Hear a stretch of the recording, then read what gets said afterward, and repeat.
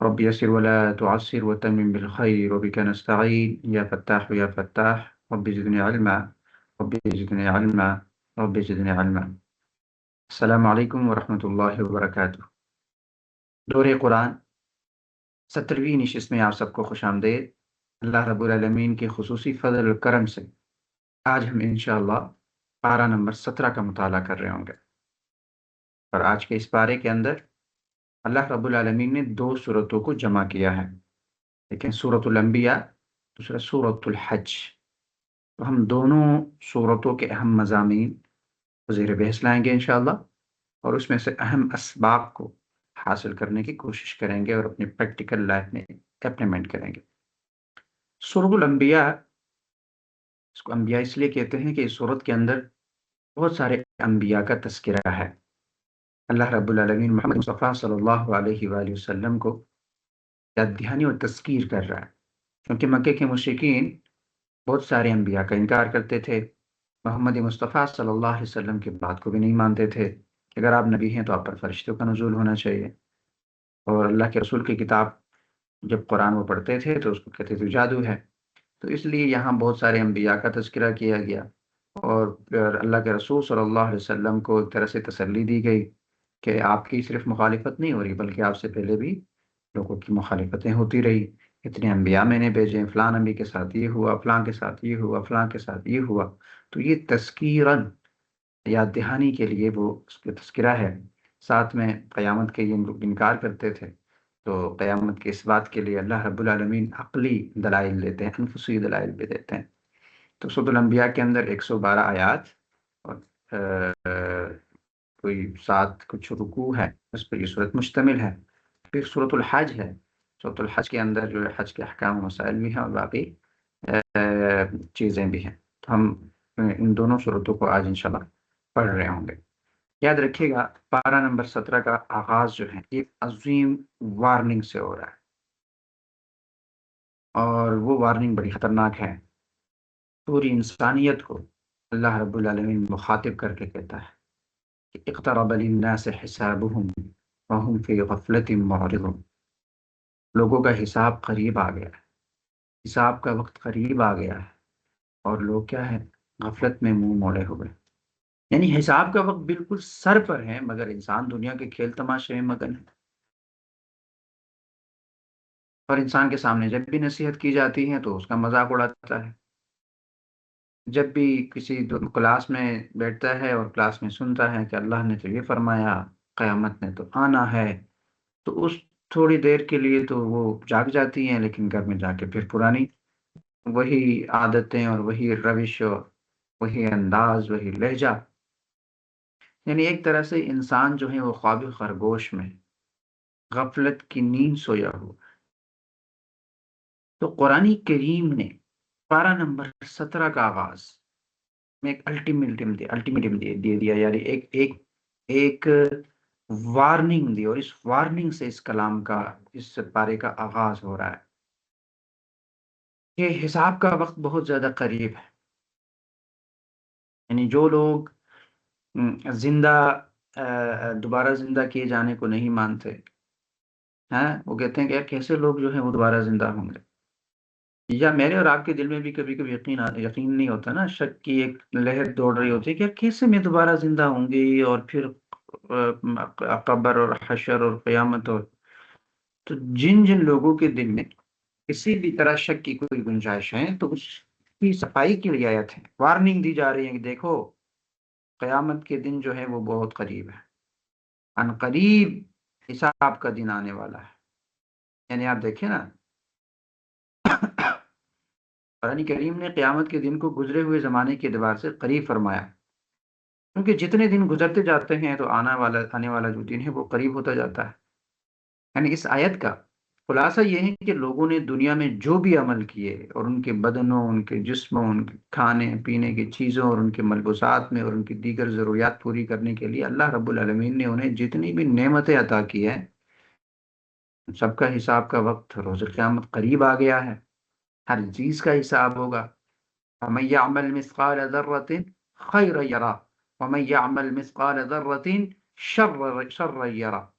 ذرہ برابر نیکی کی بھی پوچھ گچھ ہوگی، ذرہ برابر نیکی بھی سامنے آئے گی، ذرہ برابر برائی بھی سامنے آئے گی، کیونکہ حساب کتاب کا دن ہے، اور حساب کتاب کے دن کوئی چیز چھپائی نہیں جاتی۔ تو اس وقت پوچھا جائے گا کہ ان نعمتوں کے بارے میں جو آپ کو دیے تھے، تو پوچھا جائے گا کہ کیا عمل کیے، اور اللہ رب العالمین کی اطاعت اور اس کے دیے ہوئے حکم پر جو ہے وہ کتنا عمل کیا، اور جس چیز نے اللہ سبحانہ و تعالیٰ نے منع فرمایا تو اس سے کتنے رکے، رکے بھی یا نہیں، اگر رکے ہیں تو کتنے رکے ہیں، یا اللہ رب العالمین کی جو احکامات ہیں اس کی مخالفت کی ہے، اور مخالفت کی ہے تو کیوں کی ہے۔ یعنی یہ تمام قسم کے سوالات ہم سے ہوں گے، یعنی ایک سنگین قسم کی صورتحال ہوگی، اس کے باوجود ہمارے سب لوگ غفلت میں ہیں۔ غفلت کا یہ حال ہے کہ لوگ اپنا محاسبہ نہیں کرتے، اور قیامت کے دن پیش آنے والے عظیم مصیبتوں اور شدید ہولناکیوں سے لوگ بالکل بے فکر ہیں، اور اس کے لیے تیاری کرنے سے منہ پھیرے ہوئے ہیں، اور انہیں اپنے انجام کی کوئی پرواہ نہیں ہے کہ میں کدھر جاؤں گی، میرے ساتھ کیا ہوگا، کوئی فکر نہیں۔ تو اخروی حساب سے غفلت کے معاملے میں کفار اور مسلمانوں کا تقریباً ایک حال ہے۔ فی زمانہ آپ دیکھیں نا، فی زمانہ مسلمانوں میں بھی قیامت کے دن اپنے اعمال کے حساب سے غفلت بہت عام ہو چکی ہے، اور آج انہیں جب بھی نصیحت کی جاتی ہے اور موت کی تکلیف، قبر کی تنگی، قیامت کی ہولناکی، حساب کی سختی اور جہنم کی درناک عذاب سے جب ڈرایا جاتا ہے تو یہ عبرت حاصل کرنے کے بجائے منہ پھیر کر گزر جاتے ہیں۔ حالانکہ مسلمان کی یہ شان نہیں ہے کہ وہ ایسا طرز عمل اختیار کرے جو کافروں اور مشرکوں کا شیوا ہے۔ مسلمان کے دل میں تو خوف خدا ہونا چاہیے، خوف قیامت ہونا چاہیے، خوف آخرت ہونا چاہیے، لیکن وہی روشیں جو کفار اور منافقین اور مشرکوں کی ہیں وہ مسلمانوں کی بھی ہیں۔ امام غزالی رحمہ اللہ فرماتے ہیں نا کہ اے انسان، تجھے اپنی کریم رب کے بارے میں کس چیز نے دھوکے میں ڈال رکھا ہے کہ تو دروازے بند کر کے، پردے لٹکا کے اور لوگوں سے چپ کے فسق و فجور اور گناہوں میں مبتلا ہو گیا؟ تو لوگوں کے خبردار ہونے سے تو ڈرتا ہے، حالانکہ تجھے پیدا کرنے والے سے تیرا کوئی حال چھپا ہوا نہیں ہے۔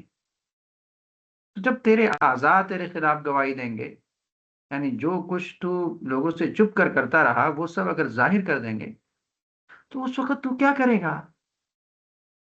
ایک غافل انسان، ایک غافلو، تمہارے لیے تو مکمل خرابی ہو۔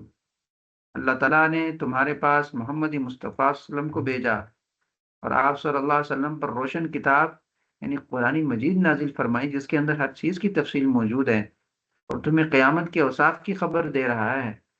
پھر تمہاری غفلت سے بھی تمہیں آگاہ کرتے ہوئے ارشاد فرماتے ہیں، اقترب للناس حسابهم وهم في غفلة معرضون ما يأتيهم من ذكر من ربهم محدث إلا استمعوه وهم يلعبون لاهية قلوبهم لاهية قلوبهم۔ لوگوں کا حساب قریب آ گیا اور وہ غفلت میں منہ پھیرے ہوئے ہیں۔ جب ان کے پاس ان کے رب کی طرف سے کوئی نصیحت آتی ہے تو اسے کھیلتے ہوئے سنتے ہیں، ان کے دل میں کھیل پڑے ہوئے۔ پھر وہ ہمیں قیامت قریب ہونے کے بارے میں بتاتے ہوئے یہ بھی تو ارشاد فرماتا ہے، اقتربت الساعة وانشق القمر، قیامت قریب آ گئی، چاند پھٹ گیا، چاند پھٹ گیا، اور پھر ارشاد فرمایا کہ انہم یرونہ بعیدا ونراہ قریبا، سورۃ المعارج میں، کہ بے شک وہ اسے دور سمجھ رہے ہیں بلکہ ہم اسے قریب دیکھ رہے ہیں۔ لوگ قیامت کو دور سمجھ رہے ہیں، اللہ کہہ رہے ہیں کہ ہم اسے قریب دیکھ رہے ہیں۔ اسی طرح سورۃ الاحزاب میں فرمایا وما یدریک لعلک الساعة تکون قریبا، اور تم کیا جانو شاید قیامت قریب ہی ہو، تجھے کیا پتا قیامت بہت ہی قریب ہو۔ تو اس کے بعد تمہاری یعنی میری اور آپ کی اور سب کی حالت تو یہ ہونی چاہیے کہ میں، آپ اور ہم سب اس قرآن عظیم الشان کے دیے ہوئے درس پر عمل کرے۔ لیکن اس کے برعکس ہمارا حال یہ ہے کہ نہ تو ہم قرآن کے معنی میں غور و فکر کرتے ہیں، اور روز قیامت کے بے شمار اوصاف اور ناموں کو عبرت کی نگاہوں سے نہیں دیکھتے، اور اس دن کی مصیبتوں سے نجات حاصل کرنے کے لیے کوشش بھی نہیں کرتے، اسٹرگل بھی نہیں کرتے، جدوجہد بھی نہیں کرتے۔ تو ہم اس غفلت سے اللہ تعالیٰ کی پناہ چاہتے ہیں اور دعا کرتے ہیں کہ اللہ تعالیٰ اپنی وسیع رحمت سے اس غفلت کو دور فرما۔ امام غزالی نے بہت تفصیل سے یہ خطاب کیا، اور ہر مسلمان کو نا اس دنیا فانی سے بے رغبت ہو کر نیک اعمال کی کثرت کرنے کی توفیق کی دعا مانگنی چاہیے۔ یعنی میں آپ کے سامنے کوئی ایک حکایت ذکر کرتا ہوں۔ حضرت عامر بن ربیعہ رضی اللہ تعالی عنہ سے روایت ہے کہ ایک عربی ان کے پاس آیا، آپ نے اس کا نہایت احترام کیا اور اس کے متعلق اللہ کے نبی صلی اللہ علیہ وسلم سے کلام بھی کیا۔ وہ شخص جب درباری ایک مرتبہ جب آیا، ملاقات ہوئی، تو پھر دوبارہ جب عامر بن ربیعہ کے پاس آیا نا، تو اس نے کہا کہ میں نے رسول اللہ صلی اللہ علیہ وسلم سے ایک وادی طلب کی ہے جس سے بہتر عرب میں کوئی وادی نہیں، اور میں چاہتا ہوں کہ تمہارے لیے نا اس میں سے کچھ حصہ علیحدہ کر دوں جو تمہارے اور تمہاری اولاد کے کام آ جائے۔ تو حضرت عامر ربیعہ، یعنی اس کو کہا نا کہ آپ کو ہم پلاٹ دے دیں گے، آپ کے اور آپ کے بچے کا کام آئے گا۔ تو حضرت عامر بن ربیعہ نے اس شخص سے کہا کہ ہمیں تیری جائیداد کی کوئی ضرورت نہیں ہے، کسی پلاٹ کی کوئی ضرورت نہیں ہے، کیونکہ آج ایک سورت نازل ہوئی ہے اور اس نے ہمیں دنیا کی لذتیں بلا دی ہے، دنیا سے نفرت پیدا کر دی، اور اس میں یہ آیت ہے، اقترب للناس حسابهم وهم فی غفلت معرضون، لوگوں کا حساب قریب آ گیا ہے اور وہ غفلت میں منہ پھیرے ہوئے۔ اتنا احساس تھا صحابہ کو، جب قرآن کریم نازل ہوتا تھا تو ان کو ہر ایک چیز کی فکر بھی ہوتی تھی، سوچتے بھی تھے، دیکھتے بھی تھے، عمل بھی کرتے تھے۔ تو اسی طرح ایک دوسری روایت بھی یہ ہے کہ ایک صحابی کی دیوار جو ہے نا، وہ کام کر رہے تھے، دیوار اوپر چڑھا رہے تھے، تو جب یہ آیت نازل ہوئی، اقترب للناس حسابهم وهم فی غفلت معرضون، لوگوں کے حساب کا وقت قریب آ گیا ہے اور لوگ غفلت میں پڑے۔ تو صحابی نے کہا کہ یہ دیوار ابھی نہیں بنے گی، جب حساب کا وقت قریب ہے تو دیوار نے نہیں بننا۔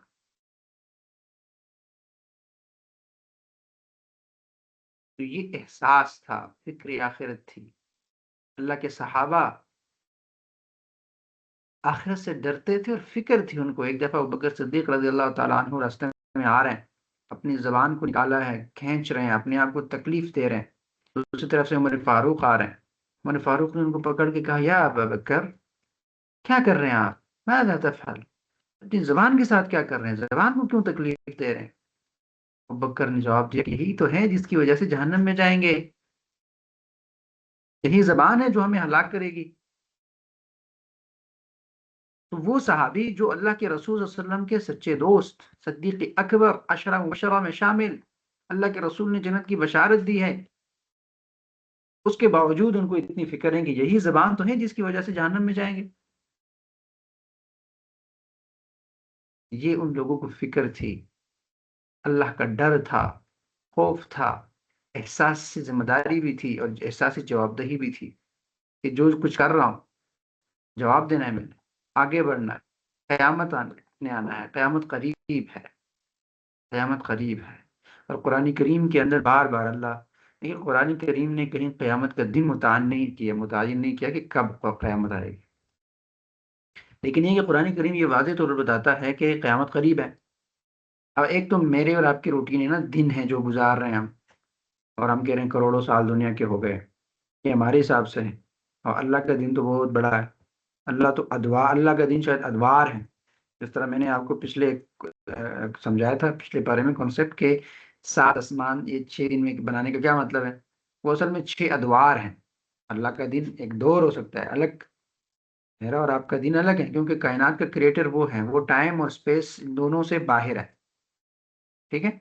تو یہ ٹائم ہمارا ہے، اللہ کا جو ٹائم ہے وہ دور ہے، ایک پورا دور، ایک عرصہ، جو ہم کہتے ہیں نا کہ صدی، یہ فلاں صدی، 21ویں صدی ہے، 22ویں صدی ہے، 19ویں صدی، تو وہ اللہ کے حساب سے ہیں۔ تو اللہ اپنے حساب سے دیکھ رہا ہے کہ قیامت بہت قریب ہے، مجھے اور آپ کو لگ رہا ہے کہ نہیں یار اتنا ہو گیا ابھی تک نہیں آیا، بات سمجھ رہے؟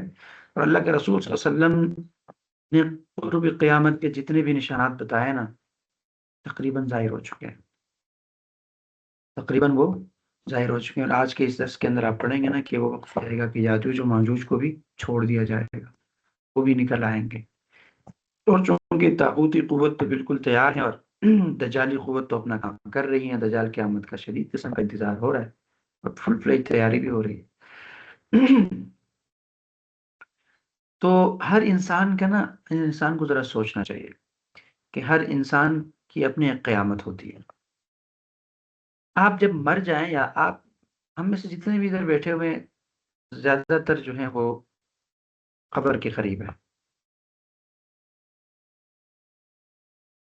زیادہ تر ہم میں سے وہ ہیں جنہوں نے زیادہ زندگی گزار دی ہے اور کم زندگی رہ گئی۔ اس کا مطلب یہ ہے کہ مجھے اور آپ کو سب کو جھنجھوڑا جا رہا ہے، اقترب للناس حسابهم وهم فی غفلۃ معرضون۔ 40 سال آپ کے گزر گئے ہیں، چند ہی سال رہتے ہیں، کسی کے 50 گزر گئے ہیں، کسی کے 60 گزر گئے ہیں، کسی کی 30 گزر گئے ہیں، تو قریب ہوئے کہ نہیں ہوئے؟ قیامت قریب ہے کہ نہیں؟ اور اللہ کہہ رہے ہیں کہ اتنا عرصہ گزر گیا اور پھر بھی وهم فی غفلۃ معرضون، غفلت میں پڑے ہوئے ہیں، کوئی پرواہ ہی نہیں ہے، کوئی تیاری نہیں ہے، کوئی سوچ ہی نہیں ہے، کوئی پلاننگ ہی نہیں ہے، کوئی خوف ہی نہیں ہے، کوئی تبدیلی نہیں ہے۔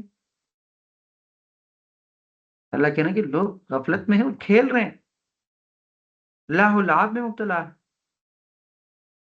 تمہیں اور آپ اپنا احتساب کریں کہ مجھے اور آپ کو کتنی فکر ہے قیامت کی، آخرت کی، اور جب فکر ہوگی کسی چیز کی تو اس کی تیاری ہوگی، اس کے لیے پلاننگ ہوگی، اس کے لیے قربانی دینی ہوگی، اس کے لیے ٹائم نکالنا ہوگا، اس کے لیے جدوجہد کرنی پڑے گی، اس کے لیے وقت لگانا پڑے گا، صلاحیت لگانی پڑے گی، جان لگانی پڑے گی۔ تو کتنا کرتے ہیں؟ ذرا ایمان سے بتائیں نا، گریبان میں جا کے بتائیں کہ ہم دنیا کے لیے کتنا کرتے ہیں اور آخرت کے لیے کتنا کرتے ہیں۔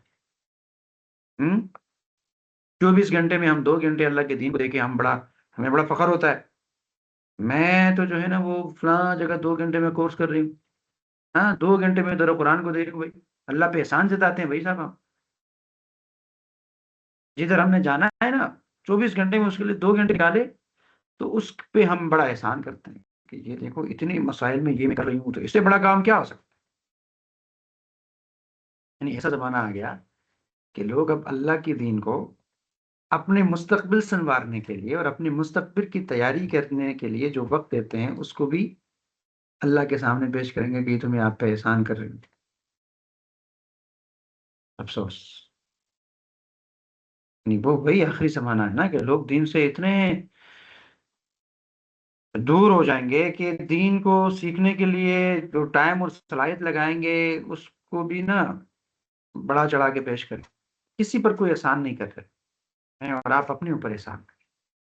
میں اگر آپ کے سامنے اتنا سفر کر کے آگے پڑھا رہا ہوں نا، تو آپ پہ کوئی احسان نہیں کر رہا، بھائی میرے اوپر رسپانسبلٹی ہے، ذمہ داریاں تبلیغ اور تشہیر اس دین کی کرنی ہے، اور میں نے آپ کو چنا ہے تو شاید آپ سب کے میری نظر میں آپ سب کی کوئی قدر ہے، ویلیو ہے، اور مجھے لگتا ہے کہ آپ سب کے اندر کوئی تبدیلی آ سکتی ہے، اور کوئی انقلاب آ سکتا ہے۔ تو میں اپنی رسپانسبلٹی ادا کر رہا ہوں، اور آپ کی رسپانسبلٹی یہ ہے کہ اس کو سمجھنا ہے اور عمل کرنا ہے۔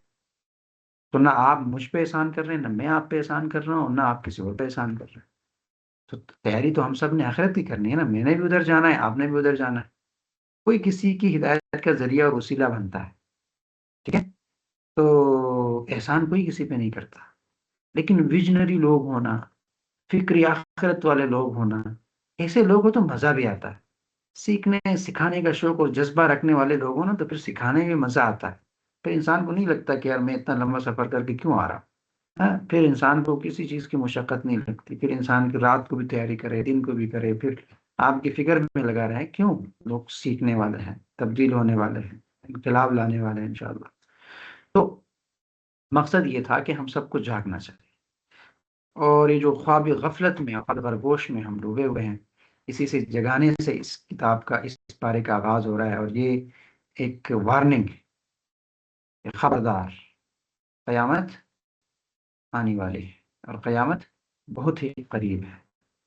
تو اس غفلت کا علاج کریں، اور وہ یہ ہے کہ اللہ رب العالمین کی طرف رجوع کریں، رجوع اللہ، اور یہ وہ مہینہ ہے جس کے اندر میں نے اور آپ سب نے رجوع کرنا ہے، اپنے رب کو راضی کرنا ہے، رب کے قریب ہونا ہے۔ اور آخرت کی تیاری کرنی ہے۔ اب کیا پتا اگلے سال آپ میں سے کتنے لوگ ہوں گے جو ہمارے دور قرآن میں شامل ہوں گے، کیا پتا میں نہیں ہوں گا، آپ کو دور قرآن کوٹ کروائے۔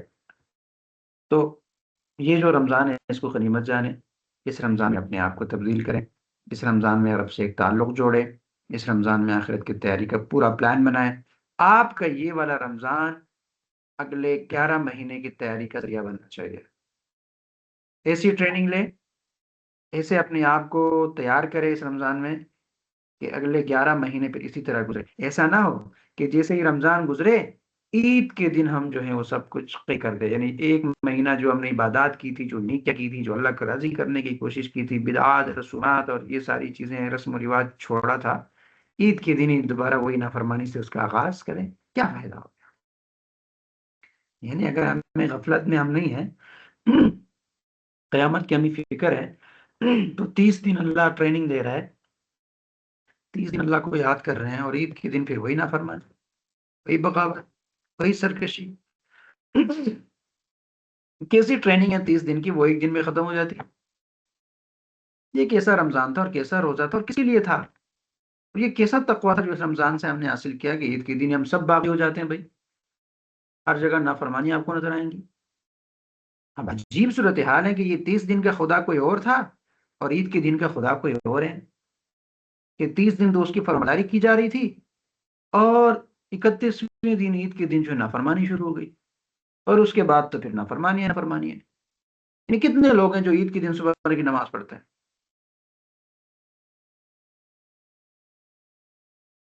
یعنی عید کے دن صبح کی نماز فرض ہی نہیں ہے، ہیں؟ چل عید کے دن پڑھ بھی لی، دوسرے دن کون پڑھتا ہے؟ وہ جو روٹین تھی، جو شہر میں آپ کو اٹھا کے بٹھا کے کھانا آپ کو کھلایا، وہ جو آپ کو لگتا تھا کہ یار رات کو کون کھانا کھاتا ہے، پاگل لوگ ہیں، اللہ نے کہا کہ میں آپ کو سکھاتا ہوں، آپ کو بھی کھلایا اور آپ کو بڑا مزہ بھی آیا، اور بڑے شوق اور جذبے کے ساتھ آپ سحری جو ہے وہ کھاتے تھے، تو آپ کو کھانا بھی کھلایا اور اسی وقت آپ کو بتایا کہ آپ تہجد بھی پڑھو، تو 4 سے 6 رکعت تہجد بھی آپ سے پڑھوائی اور پھر اس سے متصل نماز بھی پڑھوا کے سلایا۔ 30 دن یہ پریکٹس آپ کی، اور عید کے دن وہی آپ نشے میں پڑے ہوئے ہیں۔ کون سا رمضان تھا اور کون سا خدا تھا اور کون سی تقویٰ تھی جو آپ نے حاصل کی؟ یہ کون سی تیاری ہے آخرت کی جو ہو رہی ہے؟ تو اسی لیے اللہ فرما رہے اقترب للناس حسابهم وهم فی غفلۃ معرضون، لوگوں کا حساب قریب آ گیا لیکن لوگ غفلت میں پڑے ہوئے۔ روزے کو بھی کیا کر رہے ہیں؟ رسم و رواج کے طور پہ رکھ رہے ہیں، روزے کا کوئی مقصد کسی کو پتہ نہیں ہے، بس صبح سے شام تک کھانا پینا چھوڑنا ہے، بھائی صاحب یہ روزہ ہے۔ یہ کیا، یہ کس نے کہا یہ روزہ؟ یہ تو تقویٰ کا ذریعہ نہیں ہے۔ اللہ رب العالمین نے، یا عربی میں جو سوم کا جو لفظ استعمال ہوتا ہے، سوم، سوم کا مطلب یہ ہے کہ، یا سام کا مطلب کیا ہے؟ سام تو اصل میں عربی میں بچنے کو کہتے ہیں، کنارہ کشی کو کہتے ہیں۔ جب انسان کیا کرتا ہے؟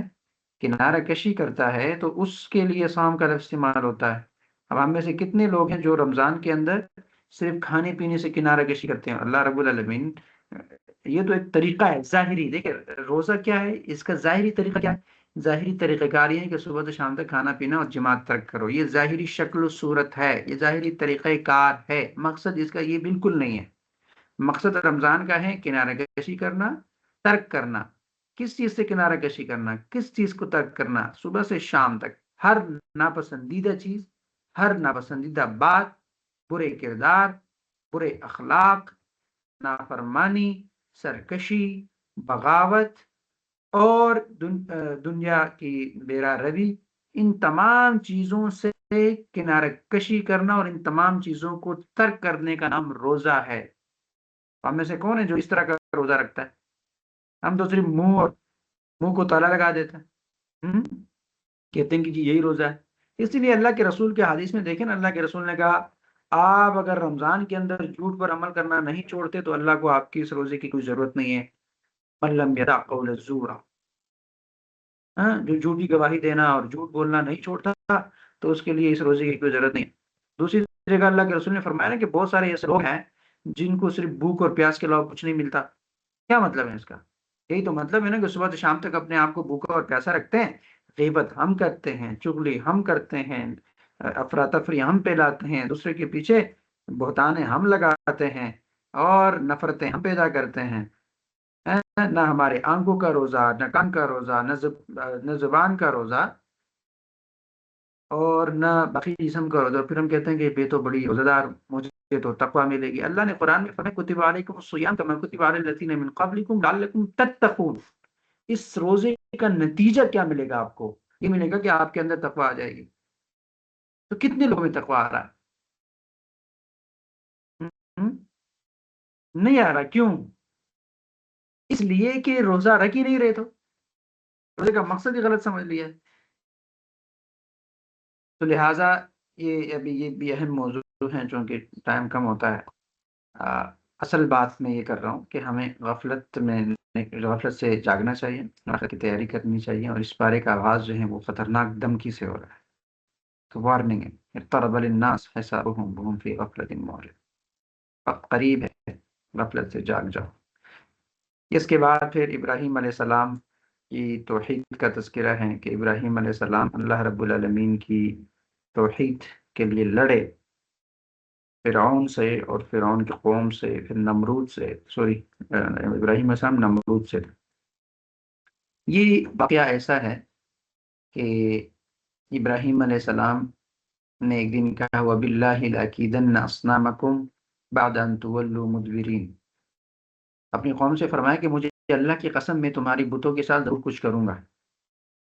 تو اس کے بعد جو واقعہ پیش آیا تو نہایت سبق آموز ہے کہ حضرت ابراہیم علیہ السلام کی قوم ایک سالانہ میلہ مناتی تھی نا، تو اس قوم کا ایک سالانہ میلہ ہوتا تھا۔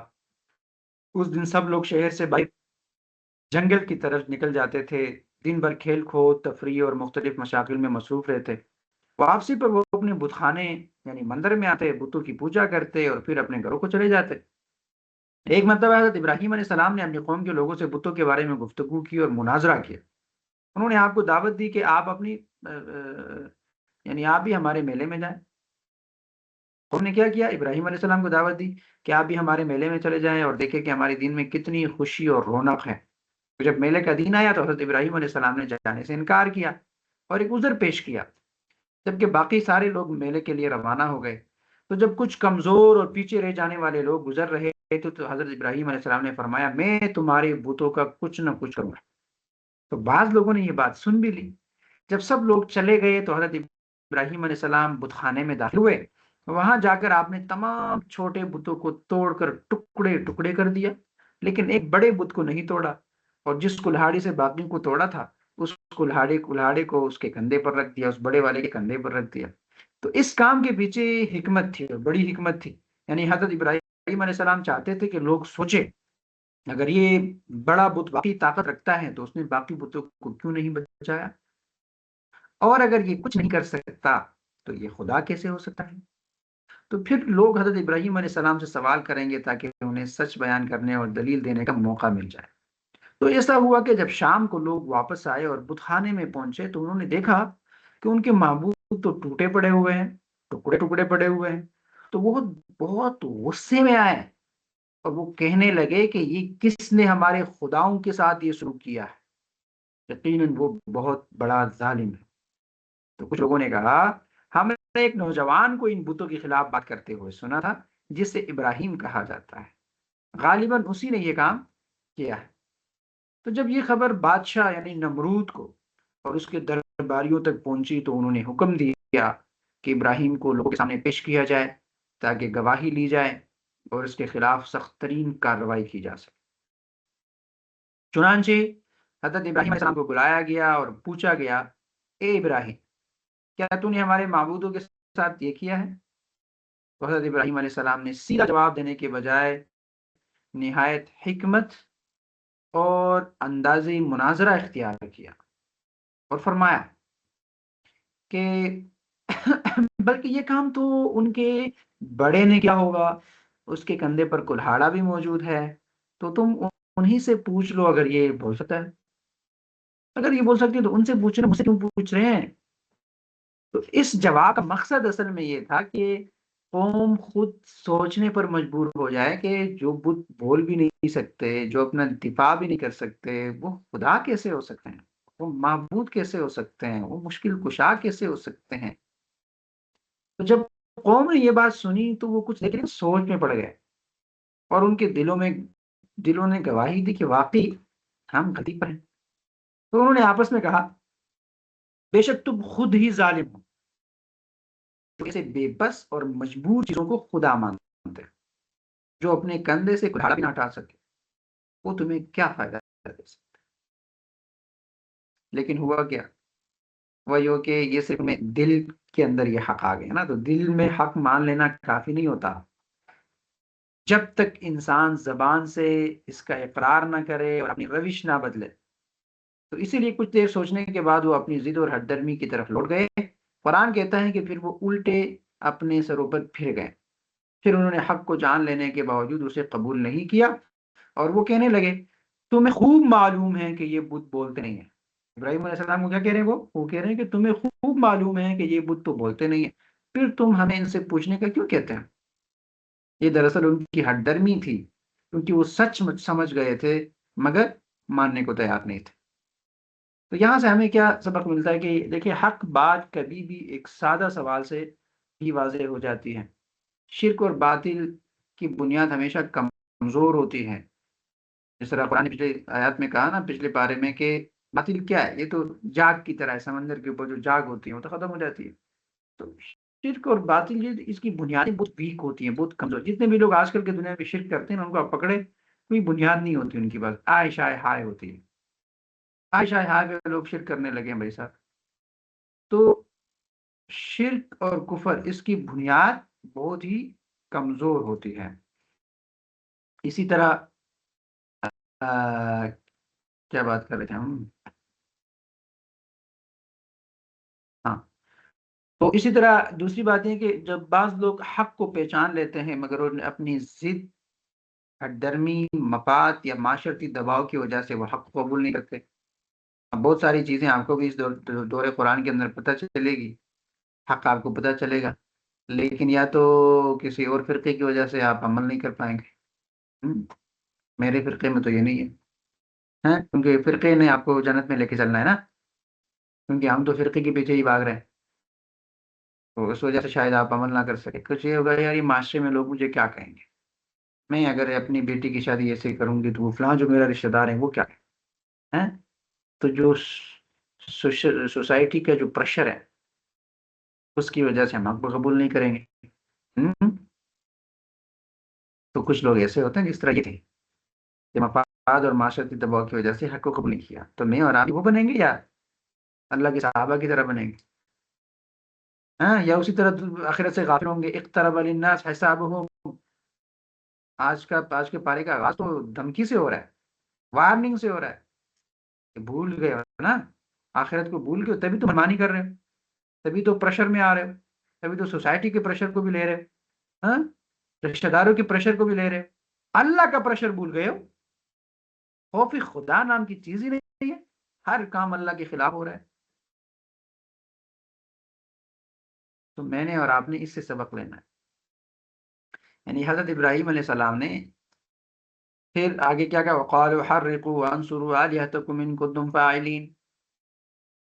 تو یہ سارے لوگ متحد ہو گئے، انہوں نے کیا کہا کہ ابراہیم علیہ السلام نے تو بتوں کو توڑ دیا ہے اور قوم پر یہ بات واضح ہو گئی، تو جب قوم لاجواب بھی ہوئے تو سچ ماننے کے بجائے ضد اور ہٹ درمی کا راستہ انہوں نے اختیار کیا، تو پھر انہوں نے کیا کہا پتہ ہے؟ حَرِّقُوهُ وَانصُرُوهُ آلِهَتَكُمْ إِن كُنتُمْ فَاعِلِينَ۔ آپس میں کہا کہ اگر تم اپنے معبودوں کی کچھ مدد کرنا چاہتے ہو تو ابراہیم علیہ السلام کو جلا دو، حرقوہ، حرقوہ، جلا دو اگر اپنے الہ، اپنے معبودوں کی مدد کرنا چاہتے ہو۔ یعنی جب دلیل سے مقابلہ وہ نہ کر سکے تو انہوں نے پھر طاقت اور ظلم کا راستہ استعمال کیا، ظلم کا سہارا لیا۔ چنانچہ جو بادشاہ نمرود اور اس کی پوری قوم اس بات پر متفق تھی کہ ابراہیم علیہ السلام کو آگ میں جلا دیا جائے، آگ میں ڈال دیا جائے، تو انہوں نے پھر آپ ابراہیم علیہ السلام کو قید کیا اور ایک خاص جگہ میں ایک بڑی عمارت بنائی، پھر پورے ایک مہینے تک مسلسل لکڑیاں جمع کی گئی تاکہ بہت بڑی آگ جلائی جا سکے۔ تو جب آگ جلائی گئی تو وہ اس قدر خوفناک اور شدید تھی کہ اس کی گرمی سے ہوا میں اڑنے والے پرندے بھی جل کر گر جاتے تھے، تو آگ کے قریب جانا بھی لوگوں کے لیے ممکن نہیں تھا۔ اب یہ ہے کہ مسئلہ یہ تھا کہ آگ تو بہت تیز ہے، اس کے قریب نہیں جایا جا سکتا۔ تو اب کیا کیا جائے کہ حضرت ابراہیم علیہ السلام کو اس آگ میں کیسے ڈالا جائے؟ اب یہ بڑا ایک گمبھیر مسئلہ پیدا ہوا۔ تو اس کے لیے پھر انہوں نے ایک بڑی مشین جو دور تک چیزیں پھینکتی ہے نا، اس کو کہتے ہیں مجنیق بھی کہتے ہیں، یا منجقیں کہتے ہیں، منجقیں۔ تو اس طرح کی ایک مشین تیار کی کہ ہم ابراہیم علیہ السلام کو اس پہ جا کے کھینچ دیں گے تو وہ جا کے اس میں لگ جائیں گے۔ تو حضرت ابراہیم علیہ السلام کو باندھ کر اس مشین میں رکھا گیا اور پھر زور سے آگ کے اندر پھینک دیا گیا۔ یہ انتہائی سخت اور خوفناک امتحان تھا، لیکن اس وقت بھی حضرت ابراہیم علیہ السلام کے دل میں کوئی خوف نہ تھا، بلکہ مکمل یقین اور توکل تھا۔ کس پہ؟ اپنے رب پہ۔ اور آپ کے زبان پر نا یہ کلمات جاری تھے، حسبی اللہ و نعم الوکیل، حسبی اللہ و نعم الوکیل، حسبی اللہ و نعم الوکیل، مجھے اللہ کافی ہے اور وہی بہترین کارساز ہے۔ تو یہ حضرت ابراہیم علیہ السلام کا بہت ہی بلند مقام تھا کہ انہوں نے امتحان کے اس شدید وقت میں بھی صبر، رضا اور مکمل توکل کا مظاہرہ کیا۔ پھر جب جیسے ہی وہ آگ میں ڈالے گئے، اللہ رب العالمین نے آگ کو حکم دیا، قُلْنَا يَا نَارُ كُونِي بَرْدًا وَسَلَامًا عَلَىٰ إِبْرَاهِيمَ،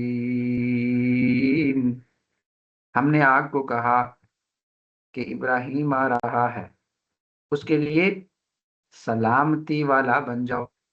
قُلْنَا يَا نَارُ كُونِي بَرْدًا وَسَلَامًا عَلَىٰ إِبْرَاهِيمَ، نہ زیادہ گرم ہونا ہے، نہ زیادہ ٹھنڈا بھی نہیں ہونا، سلامن، سلامتی والا بن جا۔ اب دیکھیں، آگ کا کام ہے جلانا، آگ کی فطرت ہے جلانا، آگ آپ کو ضرور جلائے گی۔ آگ کے اندر یہ فطرت کس نے رکھی ہے؟ اس پورے کائنات کے کریٹر خالق نے رکھی۔ اس خالق نے اس کو یہ کام سونپا ہے کہ آپ نے جلانا ہے۔ تو اگر آپ کو سائنس بتاتی ہے کہ آگ اس لیے جلاتی ہے کہ یہ کام ہو جاتا ہے، تو وہ جو یہ ہو رہا ہے نا، وہ اللہ نے وہ تخلیق کیا ہے کہ یہ ہوگا تو آگ جلے گی۔ بات سمجھ آ رہی ہے؟ تو آگ کا کام ہے انسان کو جلانا، لیکن اللہ رب العالمین نے وہاں فطری قانون کو توڑ دیا، آگ کو کہا نہیں جلائیں گے۔ آگ کی مجال تھی کہ وہ جلائیں، آگ نے نہیں جلایا۔ ابراہیم علیہ السلام کے لیے وہ سلامتی والی آگ بن گئی۔ ابراہیم علیہ السلام کو اللہ نے وہاں کھانا بھی کھلایا، طعام بھی دیا، آرام سے سکون کرایا۔ باہر لوگ سوچ رہے ہیں کہ جل کر خاک سر ہو گئے ہیں، ہڈیاں بھی نہیں ملیں گی، ہاں؟ اور ابراہیم علیہ السلام کو اللہ نے آگ کا تندور بھی جنت کا ایک علاقہ بنا دیا جی۔ کھانے بھی مل رہے ہیں، لباس بھی مل رہا ہے، پانی بھی مل رہا ہے۔ اور اللہ رب العالمین اپنے محبوب بندوں کی حفاظت پر اس لیے کرتا ہے کہ جس کے لیے فطری قوانین بھی اللہ تبدیل کرتا ہے۔ اب دیکھیں، چوری کا کام ہے کاٹنا، لیکن جب اللہ نے کہا کہ مت کاٹو تو اسماعیل علیہ السلام کے گردن پر چلی، نہیں کاٹا۔ آگ کا کام ہے جلانا، اللہ نے کہا نہ جلاؤ، ابراہیم علیہ السلام کو آگ میں ڈالا گیا، آگ میں رہا، مجال ہے کہ آگ جلائے، فطری کام آگ نے چھوڑ دیا۔ تو یہ جب آپ اللہ پہ توکل کرتے ہیں، بھروسہ کرتے ہیں، اللہ کی رضا میں راضی ہوتے ہیں، تو اللہ اپنی محبوب بندوں کے لیے پھر راستے کھولتا ہے۔ یعنی اس پورے واقعے سے ہمیں بڑی اہم باتیں سیکھنے کو ملتی ہے۔ ایک تو یہ کہ حق کی دعوت دینے والوں کو آزمائش کا سامنا ضرور کرنا پڑے گا۔ آپ یہ نہ کہیں کہ جناب علی بس ٹھیک ہے، ہم یہ سیکھیں گے اور جا کے ایک گلی میں ایک بندی کو دعوت دے دیں گے اور پھر تو مسئلہ ختم ہو جائے گا۔ نہیں، آپ جو عمل کریں گے، آپ لوگوں کو دعوت دیں گے، رشتہ داروں کو سمجھائیں گے کہ خدا کا خوف کرو، قیامت قریب ہے، ہم نے جانا ہے، 40 سال زندگی گزر گئی ہے، اب تو پاؤں قبر میں لٹکائے ہوئے ہیں ہم نے، اور اس عمر میں کیا کر رہے ہیں؟ شرم آنی چاہیے ہمیں۔ آپ لوگوں کو سمجھائیں گے تو ظاہر ہے آزمائشیں آئیں گی، لوگ آپ کا سوشل بائیکاٹ بھی کریں گے، لوگ آپ کے ساتھ باتیں بھی نہیں کریں گے، لوگ کہیں گے یار اس کے گھر میں نہیں جاتے، وہ زیادہ دین والی باتیں کرتے۔ آپ پھر اس کا مقابلہ آپ کو کرنا پڑے گا نا۔ آپ تو یہ نہیں کہیں گے کہ میں لوگوں کو نہیں چھوڑ سکتی، دین کو چھوڑ دوں گی، اللہ کو چھوڑ دوں گی، آخرت کو چھوڑ دوں گی۔ بھائی صاحب، لوگ تو آپ کی اس دنیا میں تھوڑی دیر کے لیے ہیں، یہی تو وہ لوگ ہیں جو آپ کو قبر میں دفنا کے چلے جائیں گے۔ پھر کون آپ کے کام آ رہا ہے؟ کون آپ کے کام آ رہا ہے؟ یہاں تک کہ جو سب سے قریبی رشتے ہیں، بالکل قریبی، بالکل بالکل باپ بیٹا، بچہ بچی، بہن، سے قریبی رشتے نہیں قرآن میں قرآن فرماتا ہے سورۃ العبس میں ایک بہت اچھی منظر پیشی کی ہے قرآن نے کہ قیامت کے دن کیا ہوگا وصاحبته وبنيه وفصيلته التي تؤوي، کوئی کسی کا کام نہیں آئے گا نا. وہ کہہ رہے ہیں کہ صاحبتی لیخی، آپ یا بیوی سے بھاگے گا اور بیٹا ماں سے بھاگے گا. یہ سب سے قریب رشتہ ہے نا. ماں اپنا خون پسینہ ایک کرتی ہے بچے کو بڑھانے کے لیے، تو وہ بچہ آپ کو دیکھ کے نا شکل دیکھ کے بھاگے گا کہ یہ اس ماں کے قریب نہیں آتا. جس بیٹے کے لیے آپ کوشش کرتے ہو آپ سے بھاگے گا. جس بیوی کے لیے آپ حرام اور حلال کی تمیز نہیں کر رہے نا کہ ہر چیز اس کو لا کے دے دوں، یہ بیوی بھی آپ سے بھاگے گی. یہ دیکھے گی نا کہ یہ میرا وہی شوہر ہے، تو 2 کلومیٹر دور بھاگے. یہ تو آپ کے کام نہیں آئیں گے. تو جو آپ کے اپنے اتنے قریبی رشتہ داری کام نہیں آئیں گے، یعنی تو باقی جو دور دور کے رشتہ دار ہیں جن کی وجہ سے آپ اللہ رسول سے دشمنی کر رہی ہیں، وہ کیا کام آئیں گے بھائی؟ تو اس لیے جاگ جائیں، قیامت کی تیاری کریں، آخرت کی تیاری کریں. دوسرا پوائنٹ یہ ہے کہ جب باطل کے ساتھ نا دلیل ختم ہو جاتی ہے تو پھر وہ طاقت کا سہارا استعمال کرتا ہے. یہ پرانا طریقہ بھی تھا، آج کا طریقہ بھی ہے. دیکھیں نا ابھی ایران کو جو ہے وہ امریکہ دھمکی دے رہا ہے اپنے جہاز سمندر میں قریب کر کے، اور ان کو منوانے کی کوشش کر رہا ہے جب دلیل کی بات نہیں ان کے ساتھ. بھائی دلیل کی بات تو وہ کر ہی نہیں سکتے نا. اب مجھے بتاؤ میں کیوں ایٹم بم نہ بناؤں؟ کیوں؟ تم کون ہوتے ہو میرے اوپر پابندی لگانے والے؟ ہاں، میں آپ کا زرخیز غلام ہوں. میں اپنی گھر کی حفاظت نہ کروں، آپ میرے گھر کے اندر گھسے. آپ کا جو دوسرا دوست اسرائیل ہے وہ ہر دوسرے دن میرے گھر کے اندر گھسے. میں اپنے حفاظت کے لیے ایٹم بم نہ بناؤں کیوں؟ آپ کا کھاتا ہوں؟ ہاں، آپ مجھے دیتے ہیں، میرا ملک آپ چلاتے ہیں. تو دلیل کے میدان میں تو نہیں مان رہے، کہہ رہے بس نہیں بنائیں گے. اسرائیل کو ایٹم بنانے نہیں دیں گے بھائی صاحب، سوری ایران کو. تو ساتھ ساتھ نا جہاز اور فوج لا کے رکھیں تاکہ پریشر میں آ جائے. تو دلیل کے میدان میں جب ہار جاتے ہیں تو طاقت کا استعمال کرتے ہیں. تو یہ باطل کا طریقہ ہے. لیکن جب اللہ پر کامل بھروسہ ہونا تو انسان کو اللہ نا ہر خوف سے آزاد کر دیتا. پھر انسان نہیں ڈرتا.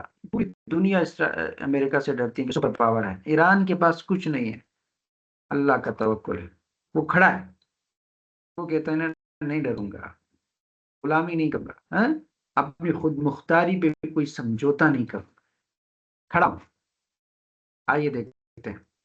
تو اللہ رب العالمین پر جب بھروسہ ہو انسان تو اللہ رب العالمین خوف سے انسان کو آزاد کرتا ہے. اور حقیقی کامیابی پر جب یقین ہو، حقیقی کامیابی اور اللہ پر یقین جب ہو تو اس کے نتیجے میں انسان کو بھی صبر کرنا چاہیے. اور اللہ اپنے نیک بندوں کو کبھی بھی تنہا نہیں چھوڑتا. یعنی حضرت ابراہیم علیہ السلام کو آگ میں ڈالنا دراصل یہ ان کی شکست تو نہیں تھی بلکہ ان کی عظیم کامیابی تھی، کیونکہ انہوں نے ثابت کر دیا نا کہ جو شخص اللہ پر کامل بھروسہ کرے تو دنیا کی سب سے بڑی آگ بھی اس کا کچھ نہیں بگاڑ سکتی، کچھ بھی نہیں بگاڑ سکتی، کچھ بھی نہیں بگاڑ سکتی. تو ہم سب کو اللہ پر کامل بھروسہ کرنا چاہیے، تو بھروسے سے مشکل کام آسان ہوتے ہیں. پھر اس کے بعد نا مختلف قسم کے انبیاء کرام کا اللہ نے تذکرہ کیا ہے. اور اللہ نے یہ کہا کہ میں نے تمام انبیاء کو ایک دعوت دی تھی کہ لا الہ الا انا فاعبدون، کہ اللہ کے سوا کوئی عبادت کی لاش نہیں ہے، اللہ کی عبادت کریں. ہر نبی جو آیا اس دنیا میں وہ اس نبی نے یہی دعوت دی. یعنی یہ جو مکے کے مشرکین بھی انکار کرتے تھے، مجھے اور آپ کو یہ پیغام دیا جا رہا ہے کہ یہ جو آپ کے نبی نے جو پیغام دیا یہ پچھلے تمام انبیاء کا پیغام تھا. تمام انبیاء تلک امتن، یہ ایک امت تھی. ان ھذا امتکم امۃ واحدہ، انبیاء کی ایک ہی امت تھی. کیا تھی؟ ایک امت تھی، اور وہ ایک ہی اسلام پر. تمام کا دین کیا تھا؟ اسلام تھا. آپ سمجھ آ رہی ہے؟ شریعت مختلف ہوتی رہی ہے، اسلام سب کا ایک تھا، سب مسلمان تھے. اللہ نے ان سب کو یہ حکم دیا اور انہوں نے اپنے قوم کو یہی دعوت دی کہ اللہ کے سوا کوئی عبادت کے لائق نہیں. لیکن یہ ہے کہ بہت سارے انبیاء کا اللہ نے نام لیا ہے، سورۃ الانبیاء اس کو اس لیے کہتے ہیں. اور اس میں پھر ہر نبی کے یاد دہانی کی، اللہ کے رسول کو کہا کہ یاد کرو نوح علیہ السلام کو، موسیٰ علیہ السلام کو، ابراہیم کو، لوط کو، ایوب کو، یونس کو، زکریا کو، داؤد کو، سلیمان کو، وغیرہ وغیرہ. اور یہ وہ تمام انبیاء کی آزمائشوں کو بھی ذکر کیا کہ اللہ رب العالمین نے ان کو آزمایا بھی اور پھر ان کو اللہ نے کامیابی بھی دی. حضرت نوح علیہ السلام کو کیسے آزمایا جی؟ عذاب لایا اور کشتی بنانے کا حکم، قوم ہلاک ہو گئی. نوح علیہ السلام کو اللہ نے کامیابی دی. ابراہیم علیہ السلام کی نے شکنی کا مقابلہ کیا، اللہ نے کامیاب بھی کیا، لوط علیہ السلام، موسیٰ علیہ السلام، یعنی یہ ساری وہ واقعات ہیں جو پیچھے ہم پڑھ بھی چکے ہیں۔ تو اللہ رب العالمین نے تمام انبیاء کو آزمایا بھی ہے اور ان کو کیا کی ہے، کامیابی بھی دی ہے، اور تمام انبیاء کا دین ایک تھا، سب مسلمان تھے۔ تو ہم سب کو یہ پیغام دیا جا رہا ہے کہ وہ تمام انبیاء جب اس دنیا میں آئے تو ان کی قوم نے بھی اسی طرح ان کی بات نہیں مانی، ٹال مٹول سے کام لیا اور صرف آرزوؤں پر زندگی گزارنے لگے، پھر ہم نے ان قوم کو تباہ کر دیا۔ یعنی یہ اللہ ابھی پچھلے سے ربط یہ بنایا نا کہ اللہ آغاز کر رہے پارے کا، اقترب للناس حسابهم وهم فی غفلۃ معرضون، اے بحریہ والو قیامت کو مت بھولو، بہت قریب ہے قیامت۔ پھر ساتھ میں یہ واقعہ کر کے ابراہیم علیہ السلام کا واقعہ ذکر کیا کہ ابراہیم علیہ السلام قیامت کو یاد رکھتے تھے، تبھی تو آگ میں انہوں نے اپنے آپ کو ڈالا، تبھی تو اس بڑی آزمائش میں اپنے آپ کو ڈالا کہ آخرت اصل چیز ہے۔ پھر آپ کو ساتھ ساتھ بہت بڑی لسٹ تما دیتے ہیں انبیاء کی، جس میں نوح علیہ السلام، ابراہیم، موسیٰ، سارے انبیاء ہیں کہ یہ سارے انبیاء اس لیے آئے تھے کہ آخرت قریب ہے، آخرت کی تیاری کرو۔ یہ سب آپ کو یہ توجہ دلا رہے تھے، یہ سب آپ کو یہ پیغام دینے آئے تھے، اور محمد مصطفیٰ بھی یہ پیغام دینے آیا کہ قیامت قریب ہے، قیامت کی تیاری کرو، آخرت کی تیاری کرو۔ اور پھر یہاں یہ پیغام دیا جا رہا ہے کہ انبیاء علیہ السلام دنیا میں آئے، انہوں نے اللہ سے دعا کی، اللہ رب العالمین نے تمام انبیاء کی دعائیں بھی قبول کی۔ جس طرح نوح علیہ السلام نے سینکڑوں سال اللہ کی دین کی دعوت دی، لوگوں کو اللہ کی دین کی طرف بلایا، ان کو خواب غفلت سے بیدار کرنے کی کوشش کی، لیکن وہ لوگ ہٹ درم تھے، ضدی تھے، وہ اللہ کے رسول کی تعلیمات کو نہیں مانتے تھے۔ تو جب سینکڑوں سال اللہ کے رسول نے، نوح علیہ السلام نے دعوت دی، تو پتہ چلا کہ نہیں، یہ لوگ نہیں مان رہے۔ تو پھر نوح علیہ السلام نے اللہ سے دعا کی، اللہ العالمین ان کو تباہ کر، ان کو تباہ کر۔ تو جب دعا کی تو اللہ نے کہا میں نے دعا قبول کر دی، طوفان سے جو ہے وہ میں نے نوح علیہ السلام کو نجات دی اور باقی قوم کو میں نے تباہ کر دی۔ حضرت ایوب علیہ السلام کو دیکھیں کہ ایوب علیہ السلام کے پورے خاندان کو ایک طرح سے موت واقع ہو گئی، پورا گھر گر گیا، اس کے اندر وہ پورا خاندان، اس کے بچے اور سارے وہ کیا ہو گئے جی، شہید ہو گئے۔ پھر یہ خبر جب ایوب علیہ السلام تک پہنچتی ہے تو وہ صبر کا مظاہرہ کرتے ہیں، وہ کہتے ہیں میرا کیا تھا، جس نے دیا تھا اس نے لے لیا، اللہ کا دیا ہوا مال تھا، اللہ کے دیے ہوئے اولاد تھے تو اللہ نے لے لیے، میرا کیا ہے، میرا کچھ نہیں ہے۔ پھر رفتہ رفتہ ایوب علیہ السلام کو اللہ رب العالمین نے آزمایا، بیمار کیا، اور اس بیماری سے دوچار کیا تو وہ صبر کرتے رہے، اللہ سے دعا مانگتے رہے۔ اور یہاں پر ایک بات یاد رکھیں، ایوب علیہ السلام کے بیماری کے حوالے سے عوام میں جو خرافات مشہور ہیں، جو غلط واقعات مشہور ہیں، تو اس کو ایک پوائنٹ سے سمجھ لیجئے کہ اللہ اپنے نبی کو ایسی کوئی بیماری نہیں دیتا جس سے لوگ نفرت کرتے ہو۔ جو ہمارے ہاں کیڑے لگے ہوئے، پتہ نہیں کون کون سی چیزیں مشہور ہیں نا، یہ اسرائیلی روایات ہیں، اس کی کوئی سند نہیں ہے۔ اللہ اپنے نبی کو ایسی بیماری دے گا جس سے لوگ نفرت کرنے لگے؟ نبی ہوتا کون ہے؟ نبی تو اللہ کا برگزیدہ بندہ ہوتا ہے، اللہ کا پسندیدہ بندہ ہوتا ہے، مخلوقات کے اندر اشرف انسان ہوتا ہے، تو اس کو اللہ ایسی بیماری نہیں، یہ قانون ہے، سنت ہے اللہ کی، اپنے محبوب ترین انسانوں کو اللہ ایسی بیماری سے نہیں گزارتا جس سے لوگ ان سے نفرت کریں اور وہ بیماری اتنی بری ہو۔ ٹھیک ہے، تو یہ جو عوام میں مشہور ہے، اس طرح کی کوئی بیماری نہیں دی تھی اللہ نے، اللہ نے ان کو بیمار کیا، آزمائش تھی، آزما رہے تھے، اور ایوب نے جو صبر کیا اس طرح کا۔ اسی طرح ابھی آج کل یہ محاورہ بھی ہے نا کہ صبر ایوب چاہیے، یہ محاورہ بن گیا، کیونکہ ایوب علیہ السلام جیسا صابر کوئی نہیں تھا۔ تو ایوب علیہ السلام نے پھر دعا کی تو اللہ نے اس کو صحت دے دی۔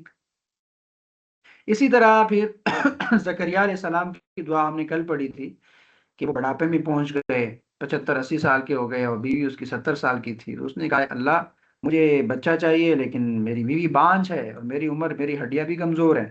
تو اللہ نے اس کی دعا قبول فرمائی اور ان کو خوشخبری دی یحییٰ کے نام کے ساتھ کہ یحییٰ آپ کا بیٹا ہوا۔ کل ہم نے تفصیل سے یہ پڑھا تھا، تو انبیاء کی دعا کو اللہ رب العالمین قبول فرماتا ہے۔ پھر یونس علیہ السلام کا جو تذکرہ ہے، یہ میرا خیال میں ہمارے لیے نا یہ فرسٹ ٹائم آ رہا ہے، ایسا ہے؟ تو اس کو ذرا ہم تفصیل سے دیکھیں گے۔ تو یونس علیہ السلام نے دعا کی، سورۃ الانبیاء آیت نمبر 87 میں، وَذَنُّونِ إِذْ ذَهَبَ مُغَاضِبًا فَظَنَّ أَن لَّن نُّقْدِرَ عَلَيْهِ فَنَادَىٰ فِي الظُّلُمَاتِ أَن لَّا إِلَٰهَ إِلَّا أَنتَ سُبْحَانَكَ إِنِّي كُنتُ مِنَ الظَّالِمِينَ۔ اور ذُنُّون کو یاد کرو جب وہ غضبناک ہو کر چل پڑے تو اس نے گمان کیا کہ ہم اس پر تنگی نہیں کریں گے، تو اس نے اندھیروں میں پکارا کہ تیرے سوا کوئی معبود نہیں، تو ہم ہر عیب سے پاک ہیں، بے شک مجھ سے بھیجا ہوا۔ جب دیکھیں اس کی آیات کا مطلب کیا ہے، یعنی اللہ کے رسول کو اللہ فرما رہے ہیں کہ وَذُنُّونَ، وہ مچھلی والی یونس کو یاد کرو۔ حضرت یونس علیہ السلام کو اللہ رب العالمین نے اپنے قوم کی ہدایت کے لیے بھیجا تھا، قوم کی طرف کہ جا کے ان کو ہدایت دو۔ آپ گئے، آپ نے قوم کو بار بار ہدایت دی، بار بار سمجھایا، بار بار نصیحت کی، اللہ کی طرف بلایا، لیکن قوم نے کیا کیا؟ انہوں نے آپ کی بات نہیں مانی، بات قبول ہی نہیں کی، وہ اپنے کفر پر ڈٹے رہے، نصیحت کا ان پر کوئی اثر ہی نہیں ہوا۔ تو جب مسلسل انکار اور ہٹ درمی جاری رہی تو حضرت یونس علیہ السلام کو اپنے قوم پر شدید غصہ آیا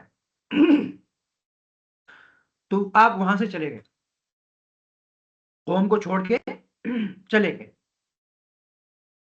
تو یہاں ایک اہم نقطہ بھی سمجھ لیجیے کہ آپ کا جانا بذات خود غلط نہیں تھا، کیونکہ مقصد کافروں سے بیزاری اور اللہ کی ناراضگی، یعنی اللہ کے لیے ان سے ناراض ہو گئے نا قوم سے۔ اب اللہ کے لیے ناراضگی تو ضروری ہے، اور اللہ کے لیے ناراضگی تو ٹھیک ہے۔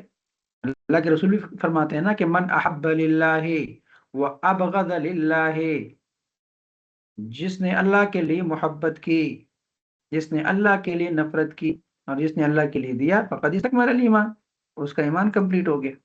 تو ہم آپس میں ایک دوسرے کے لیے تو محبتیں کرتے ہیں، نفرتیں بھی کرتے ہیں۔ فلاں بندے سے مجھے نفرت ہے کیونکہ مجھے پسند نہیں ہے، فلاں سے مجھے محبت ہے کیونکہ مجھے پسند ہے۔ تو کبھی ایسا بھی ہوا نا کہ فلاں سے مجھے اللہ کے لیے محبت ہے، اور فلاں سے مجھے نفرت اللہ کے لیے کہ وہ اللہ کے احکامات کی نافرمانی کرتا ہے، اس لیے اس سے میری نہیں بنتی بھائی، اس سے مجھے دور رکھو، اللہ کے لیے۔ پوائنٹ سمجھ رہے ہیں؟ تو ہارون علیہ السلام کیا تھا، سوری یونس علیہ السلام، یہ لوگوں سے نا اللہ کے لیے ناراضگی کا اظہار کیا، اللہ کے لیے ناراض تھے، لیکن قوم کو چھوڑ کر چلے گئے۔ آپ نے اللہ کے حکم کا انتظار کیے بغیر یہ قدم اڑایا، اللہ نے آپ کو نہیں کہا تھا کہ چھوڑو جاؤ۔ تو اس وجہ سے اللہ رب العالمین نے اپنے نبی کی تربیت فرمائی اور ایک آزمائش میں ڈالا، ایک عظیم آزمائش میں یونس علیہ السلام کو ڈالا۔ وہ کیا تھا؟ وہ یہ کہ آپ کو ایک بڑی مچھلی نے نکل لیا اور آپ مچھلی کے پیٹ میں پہنچ گئے۔ مچھلی کے پیٹ میں پہنچنے کے بعد تین قسم کی شدید تاریکیوں کا آپ کو سامنا تھا۔ ایک تو سمندر کی تاریکی تھی، دوسری رات کی تاریکی تھی، تیسری مچھلی کے پیٹ کی تاریکی تھی، یعنی ہر طرف مکمل اندھیرا، تنہائی اور بے بسی کا عالم تھا۔ تو حضرت یونس علیہ السلام نے اس حالت میں اللہ کے بارگاہ میں دعا فرمائی اور انتہائی عاجزی کے ساتھ دعا فرمائی، لا الہ الا انت سبحانک انی کنت من الظالمین، تیرے سوا کوئی معبود نہیں، تو ہر عیب سے پاک ہیں، بے شک مجھ سے ہی کوتاہی ہوئی ہے۔ لا الہ الا انت سبحانک انی کنت من الظالمین۔ تو یہ دعا دراصل تین عظیم باتوں پر مشتمل ہے۔ اس دعا کے اندر اللہ کی وحدانیت کا اقرار ہے، اللہ کی پاکی کا بیان ہے، اور اپنی غلطی کا اعتراف ہے کہ اللہ تو ایک ہے، تو پاک ہے، اور غلطی میری ہی ہے۔ تو نبی کریم صلی اللہ علیہ وسلم نے اس دعا کی بہت بڑی فضیلت بھی بیان فرمائی ہے کہ جو مسلمان اس دعا کے ساتھ اللہ سے مانگے تو اللہ اس کی دعا قبول کرتا ہے، یعنی اس کی دعا قبول ہو گئی، یعنی اس کو ہمیں ہمیشہ پڑھنا چاہیے، اور مصیبت اور پریشانی دور ہو جاتی ہیں جو یہ دعا پڑھے۔ اگر انسان بیماری میں یہ دعا پڑھے تو اگر وفات پائے تو شہید کا اجر ہے، اگر صحت مل جائے تو گناہ معاف ہو جائیں گے۔ یعنی یہ دعا مشکل وقت کی سب سے طاقتور ترین دعاؤں میں سے ایک دعا ہے۔ بات سمجھ آ رہی ہے؟ تو اس میں اوپر کی دعا اس نے پڑھی اور اللہ نے معاف بھی کر دیا، لیکن اوپر آیات میں ہے کہ فَظَنَّ أَن لَّن نَّقْدِرَ عَلَيْهِ، کہ انہوں نے گمان کیا کہ ہم پر تنگی نہیں کریں گے، یعنی یونس علیہ السلام نے یہ گمان کیا نا کہ اللہ مجھ پر کوئی تنگی نہیں کریں گے، یعنی مجھے نہیں پکڑیں گے، مجھے نہیں پوچھیں گے کہ آپ نے کیوں قوم کو چھوڑا اور چلے گئے۔ ہم؟ تو یہ ہم بھی کبھی کبھی کرتے ہیں۔ ہمیں کیا لگتا ہے؟ ہمیں لگتا ہے یار میں تو نا نماز بھی پڑھتی ہوں، بڑی بڑی تسبیح بھی کرتی ہوں، اللہ اللہ بھی کرتی ہوں، فلاں غریب کو نا زکوٰۃ بھی دیتی ہوں، صدقہ بھی دیتی ہوں، فلاں کا خیال بھی رکھتی ہوں، تو میں نے یہ گناہ کیا تو اللہ مجھے نہیں پکڑے گا۔ پتہ ہے نا ہمیں بھی؟ ہوں تو یہ جو ہمیں ہوتا ہے نا، یونس علیہ السلام کے سامنے اس کے بھی ذہن میں یہ تھا، اللہ نے کر کے دکھایا، ایسا نہیں ہے نافرمانی کریں گے تو پکڑ کروں گا۔ تو یہ جو میں اور آپ بھی ایک وہم پال رہے ہیں اور امیدوں میں ہے نا کہ نہیں نہیں مجھے تو، میں تو فلاں سے بہت اچھی ہوں، دیکھیں یہ اتنا بڑا پرفتن دور ہے، بے حیائی اور فحاشی اور عریانی کا دور ہے، میں اس میں نقاب کرتی ہوں یار، میں تو دوسروں سے بہت بہت بہت اچھی ہوں، تو میں اگر یہ چھوٹی موٹی گناہ کر لوں تو کیا مسئلہ ہے؟ تو یہ جو اندر خناس بیٹھا ہوا ہے نا، اس کو مٹانا ہے کہ اللہ رب العالمین جب چاہے تنگی کرتا ہے، جب چاہے پکڑ لیتا ہے۔ اپنے نبی کو پکڑ لیا، نبی یہ سوچ رہے تھے کہ تنگی نہیں کرے گا، مجھے کچھ نہیں کہے گا، تو اللہ نے آزمائش سے گزارا۔ تو اس واقعے سے ہمیں بہت گہرے اسباب ملتے ہیں۔ پہلی بات یہ کہ ہر جگہ ہر کام میں اللہ کے حکم کا انتظار ضروری ہے، یعنی نیکی کا کام بھی اگر اللہ کے حکم کے بغیر کیا جائے نا تو اس میں گرفت ہو سکتی ہے، ظاہر ہے۔ تو جو بھی کام کرے سب سے پہلے اللہ دیکھے کہ اللہ کیا فرما رہا ہے، قرآن کیا کہہ رہا ہے، رسول کیا کہہ رہا ہے۔ اور دوسری اہم بات یہ سمجھ آ رہی ہے کہ آزمائش جو ہے وہ تربیت کے لیے ہوتی ہے۔ جتنے بھی انبیاء پر اللہ نے آزمائشیں لائی ہیں نا تو سزا نہیں ہوتی، بلکہ وہ تربیت ہوتی ہیں اور درجات کی بلندی کے لیے ہوتی ہے۔ اور تیسری بات یہ سمجھ آ رہی ہے کہ مشکل میں رجوع اللہ، یعنی آپ دیکھیں نا اندھیری رات میں یا اندھیری ترین حالت میں بھی پیغمبر کیا کر رہے ہیں، یونس علیہ السلام اللہ کو پکار رہے ہیں۔ تو اس کا مطلب یہ ہے کہ اللہ کو پکارنا دراصل نجات کا راستہ ہے۔ اور چوتھی بات یہ سمجھ آ رہی ہے نا کہ اپنی غلطی ماننا یہ کامیابی ہے۔ حضرت یونس علیہ السلام نے کیا کہا؟ فوراً اپنی کوتاہی کا اعتراف کیا کہ انی کنت من الظالمین، میں گناہ گار ہوں، مجھ سے غلطی ہوئی ہے، مجھ سے کوتاہی ہوئی ہے، اپنی طرف اشارہ کر کے بتا رہے میں گناہ گار۔ ہمارے معاشرے میں کیا ہے؟ اس کی وجہ سے، ان کی وجہ سے یہ ہوا، ان کی وجہ سے کام نہیں ہوا، ہم اپنی کوئی غلطی کوئی مانتا نہیں ہے۔ یہ رسپانسبلٹی کسی کو دے دے، دو تین لوگوں کو کام کرنا ہوگا، اس کے بعد آ کے نا یہ تو اس کی وجہ سے ہوا نا، یہ تو اس کی وجہ سے ہوا، یہ تو اس کی، بھائی صاحب آپ اپنی بتاؤ آپ کی وجہ سے کیا ہوا ہے؟ آپ کو جو رسپانسبلٹی دی تھی، جو ذمہ داری دی تھی، اس کا تو سناؤ۔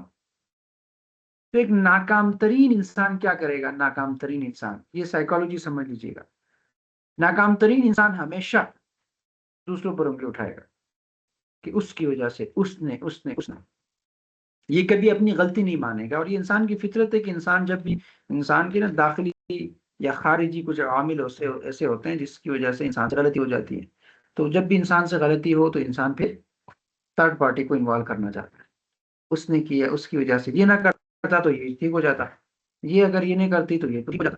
تو اس کا یہاں اہم پیغام کہ یونس علیہ السلام نے کیا کیا، یہ نہیں کیا کہ یار ہاں قوم کی وجہ سے نا، قوم نے مجھے تنگ کیا، قوم نے میری بات نہیں مانی، میں ان کی ہدایت دیتا رہا، مشقت کرتا رہا، اسٹرگل کرتا رہا، صبح سے شام تک دعوت دین کا کام کرتا رہا، وہ تو مانتی نہیں تھی تو میں اس لیے آیا۔ کوئی ایکسپلینیشن نہیں دی، کوئی جسٹیفائی نہیں کر رہا۔ ہمیں کیا ہوتا ہے، ہمیں کوئی ٹاسک ملے، ٹاسک نہیں پورا ہو تو پھر جب پوچھتے ہیں تو پھر سب سے پہلے تو جسٹیفیکیشن کی ایک بڑی لمبی فیس شروع ہو جاتی ہے، جسٹیفائی کرتے ہیں، اور پھر بھی غلطی تو مانتے نہیں ہم، چونکہ انسان ہے نا تو ہم غلطی تو مانتے نہیں۔ تو کوئی جسٹیفیکیشن نہیں دے رہا پیغمبر، کوئی ایکسپلینیشن بھی نہیں دے رہا، مان رہا ہے انی کنت من الظالمین، میری غلطی ہے، میری غلطی ہے۔ تو جو کامیاب انسان وہ ہمیشہ اپنی غلطی مانے گا۔ یونس علیہ السلام اللہ کے پاک کامیاب ترین لوگوں میں سے اپنی غلطی مان رہے، باقی انبیاء کو کیا دیکھیں اپنی غلطی مانتے ہیں۔ اپنی غلطی ماننے والا کامیاب انسان کیوں ہے؟ کیونکہ جب آپ اپنی غلطی مانیں گے تو اس غلطی کو سدھاریں گے نا، آپ کو پتا چلے گا کہ یہاں یہ نقص ہے، یہ کمزوری ہے، یہ کوتاہی ہے، تو آپ اس غلطی کو ٹھیک کرنے کی کوشش کریں گے، آپ کو پتا ہے کہ ہاں یہاں مسٹیک ہے۔ لیکن جب آپ مانیں گے نہیں کہ میری غلطی ہے تو وہ ٹھیک کیسے ہوگی؟ بتایا جائے، ٹھیک تو نہیں ہو سکتی نا۔ تو اسی لیے ایک واقعہ بھی مجھے یاد آتا ہے، دو دوست تھے، اور وہ ایسا ہوا کہ ایک دوست جو ہے نا وہ گھر کے برآمدے میں کوئی چابی ڈھونڈ رہا تھا گھر کی وہ کہہ رہے ہیں کہ میرے گھر کی گم ہو گئی ہے، تو وہ برآمدے میں اس کو ڈھونڈ رہا تھا۔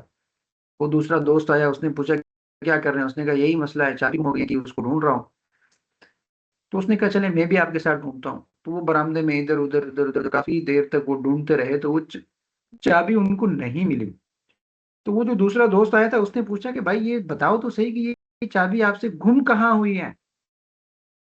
تو وہ پہلے والے دوست نے کہا کہ چابی تو کمرے کے اندر، یعنی گھر کے اندر گم ہوئی ہے۔ تو اس نے کہا جائی گھر کے اندر گم ہوئی ہے تو آپ ادھر برآمدے میں کیا ڈھونڈ رہے ہو؟ اس نے کہا اندر اندھیرا ہے، باہر روشنی ہے، اس لیے ڈھونڈ رہا ہوں۔ تو اس دوست نے کہا خدا کے بندے، جو چیز اندر ہے وہ باہر نہیں ملے گی۔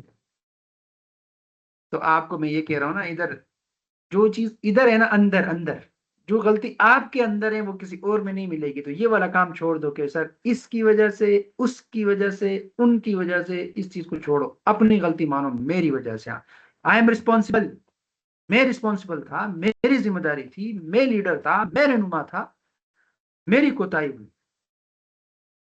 تو لہٰذا اپنی غلطی ماننا شروع کرے۔ یہاں سے بڑا سبق یہ ملتا ہے کہ یونس علیہ السلام نے اپنی غلطی مانی، اور یہ یونس علیہ السلام کا واقعہ ہمیں یہ سکھاتا ہے کہ اللہ کے نبی بھی تربیت کے مراحل سے گزرتے ہیں، اور اصل کامیابی اللہ کی طرف رجوع میں ہے۔ اور سب سے بڑھ کر یہ ہے کہ جب انسان اندھیروں میں گر جائے نا، تو لا الہ الا انت سبحانک انی کنت من الظالمین یہ ہمیشہ روشنی بن جاتی ہیں، جس طرح یونس علیہ السلام کے لیے یہ ہوا۔ تو اس سلائڈ میں ہم نے یہ بات کی کہ تمام انبیاء نے اللہ سے دعائیں کی، اور اللہ نے اپنے برگزیدہ لوگوں کی دعائیں قبول کی۔ تو مجھے اور آپ کو اس میں پیغام یہ مل رہا ہے کہ اللہ تمام انسانوں کی دعا بھی قبول کرتا ہے۔ مجیب دعوت الداعی اذا دعان فلیستجیبوا لی ولیؤمنوا بی لعلہم یرشدون۔ اللہ آپ کی دعا قبول کرے گا، ضرور قبول کرے گا، لیکن کیا کرو؟ ولیؤمنوا بی، حقیقی ایمان تو لے آؤ نا، پہلے سچے پکے کھڑے مسلم تو بن جاؤ نا، پھر دیکھو اللہ کیسے دعا قبول کرتا ہے، پھر کیسے اللہ نوازتا ہے، پھر کیسے اللہ آپ پر شفقت اور رحم کرتا ہے۔ تو یہ ہمیں یہ پیغام دیتا ہے۔ پھر یہی بات بیان کی جا رہی کہ دیکھیں قیامت قریب ہے، اقترب للناس حسابہم، قیامت قریب ہے اور قیامت کی نشانی آیا ہے، اور اس میں سے ایک بڑی نشانی یاجوج اور ماجوج کا خروج بھی ہے۔ یہ قیامت کی بڑی نشانیوں میں سے ایک نشانی یہ ہے کہ یاجوج و ماجوج جس دو دیوار بنائی گئی ہیں وہ دیوار توڑ دیں گے، اس دیوار کو کراس کریں گے اور نکل جائیں گے۔ اب یاجوج و ماجوج کے معنی میں، یعنی یہ آیت ہے آپ کے ساتھ ادھر، یہ آیت نمبر 95۔ تو اس کے اندر دو تین چیزیں واضح ہو گئی ہیں۔ ایک تو یہ ہے کہ اللہ نے فرمایا کہ جن لوگوں پر عذاب آ گیا نا، تو ان کے لیے واپس آنا ممکن نہیں ہے، یعنی جن جن بستی کے لوگوں پر عذاب آیا تو ان کے لیے واپس آنا دنیا میں ممکن نہیں۔ اس کے دو تین معنی ہیں۔ ایک تو یہ نا کہ جن لوگوں پر عذاب آ چکا، وہ ہلاک ہو چکے، ان کے لیے ممکن نہیں کہ دوبارہ دنیا میں آئے تاکہ اپنے گناہوں کی تلافی کر سکے، اپنی غلطیوں کی اصلاح کر سکے، یا موت کے بعد دنیا میں واپسی، یہ پاسبل نہیں، یہ ممکن نہیں ہے۔ دوسرا معنی یہ ہے نا کہ جن لوگوں کے بارے میں اللہ تعالیٰ نے ہلاکت کا فیصلہ کر دیا، ان کا کفر اور شرک سے توبہ کر کے ایمان کی طرف لوٹنا پھر ممکن نہیں ہو جاتا، کیونکہ فیصلہ اللہ نافذ کر چکا ہوتا ہے ان کی ضد اور ہٹ درمی کی وجہ سے۔ تیسرا مطلب یہ ہے کہ جن کو اللہ نے ہلاک کیا، ان کا قیامت کے دن دوبارہ زندہ ہو کر نہ آنا یہ ناممکن ہے، وہ دوبارہ ضرور آئیں گے، اللہ ان کو ضرور زندہ کرے گا، یعنی اللہ ضرور زندہ کرے گا اور ان کو اللہ اپنے سامنے پیش کرے گا۔ گویا اس آیت میں دنیا کی واپسی کی نفی ہے، لیکن قیامت کی واپسی کا اثبات ہے۔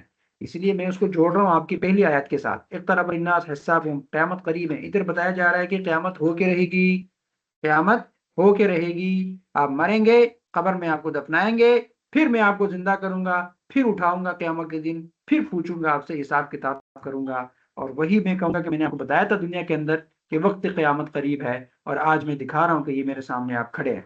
پھر اللہ تعالیٰ یہی سلسلہ آگے چلتا ہے، پھر یاجوج ماجوج کی بات ہو رہی ہے کہ یاجوج ماجوج کو کھول دیا جائے گا، اور وہ بلندی سے تیزی کی طرف تیزی کے ساتھ اترتے جائیں گے۔ تو یاجوج و ماجوج کون ہیں؟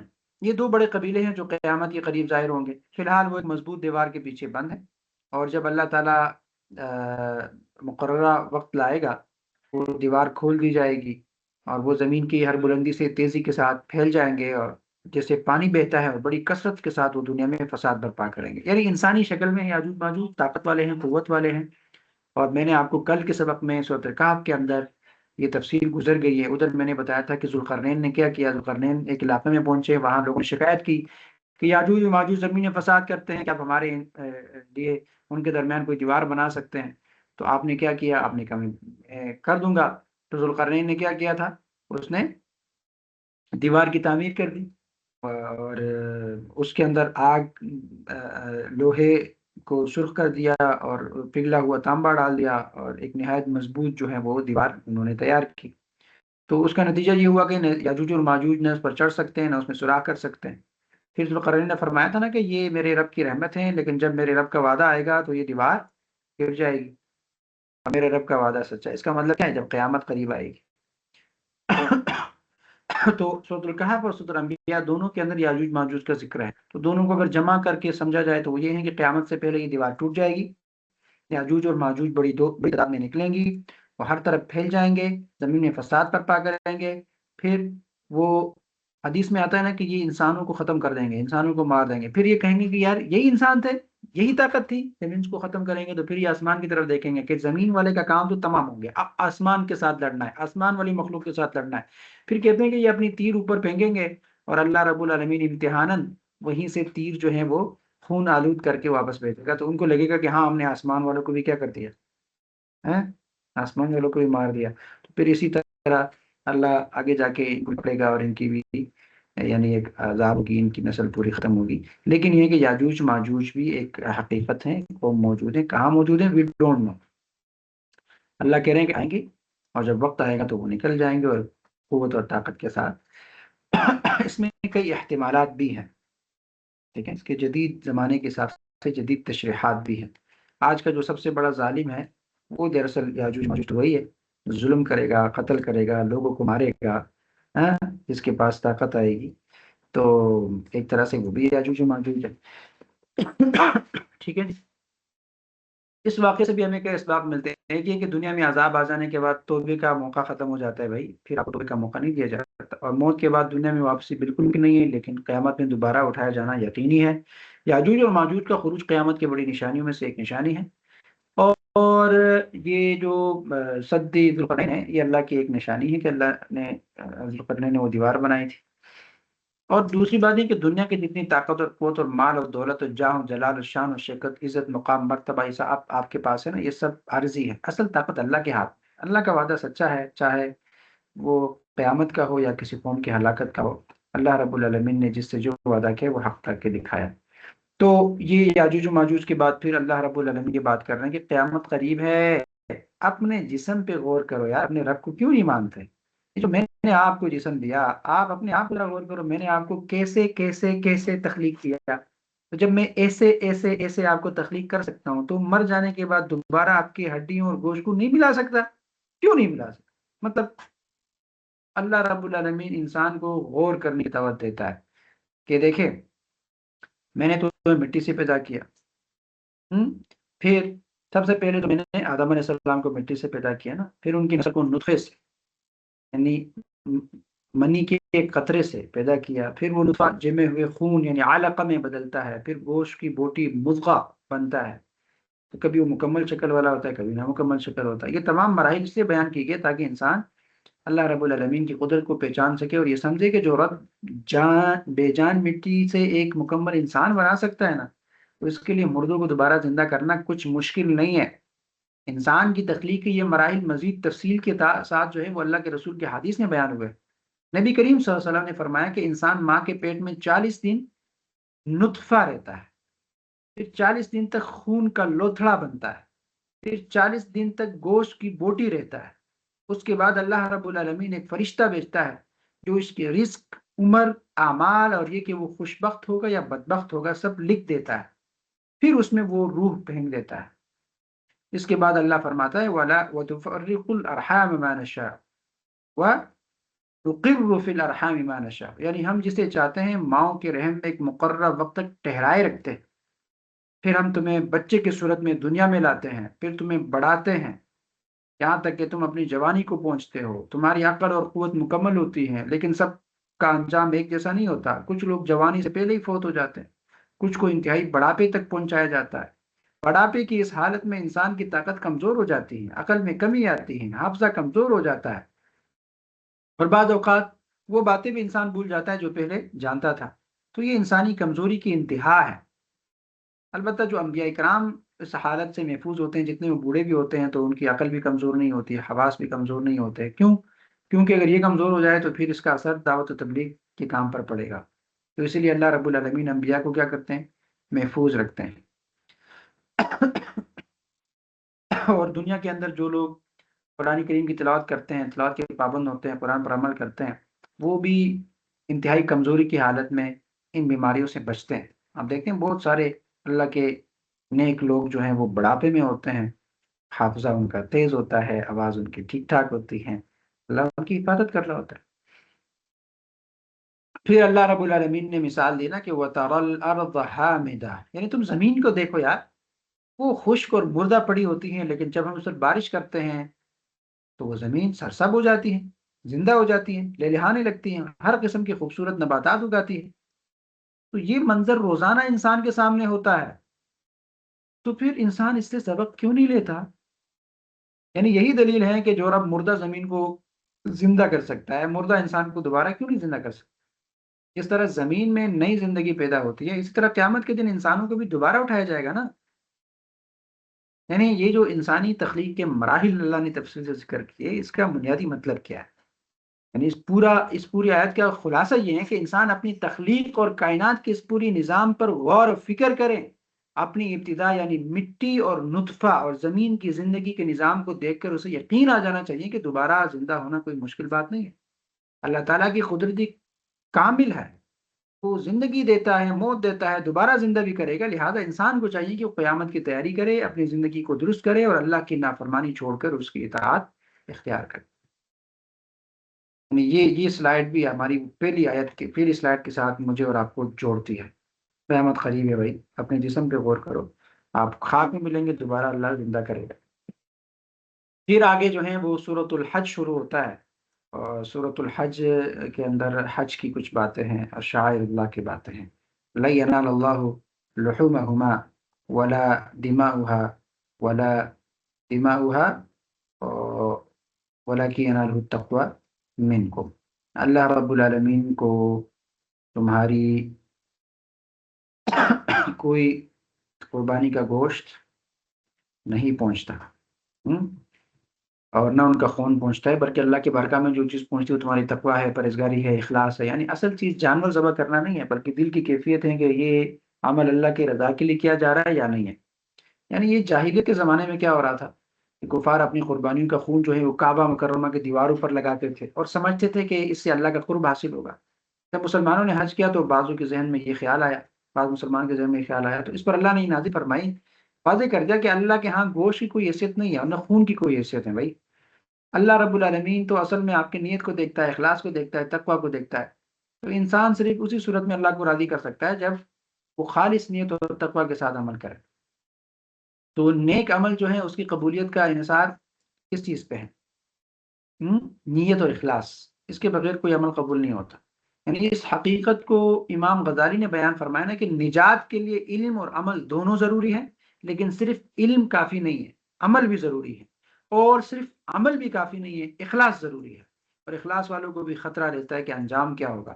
تو مزید انہوں نے کہا کہ نیت کے بغیر عمل صرف مشقت ہے، اخلاص کے بغیر نیت ریاکاری دکھاوا ہے، اور سچائی صدق کے بغیر اخلاص بھی بے حقیقت ہے۔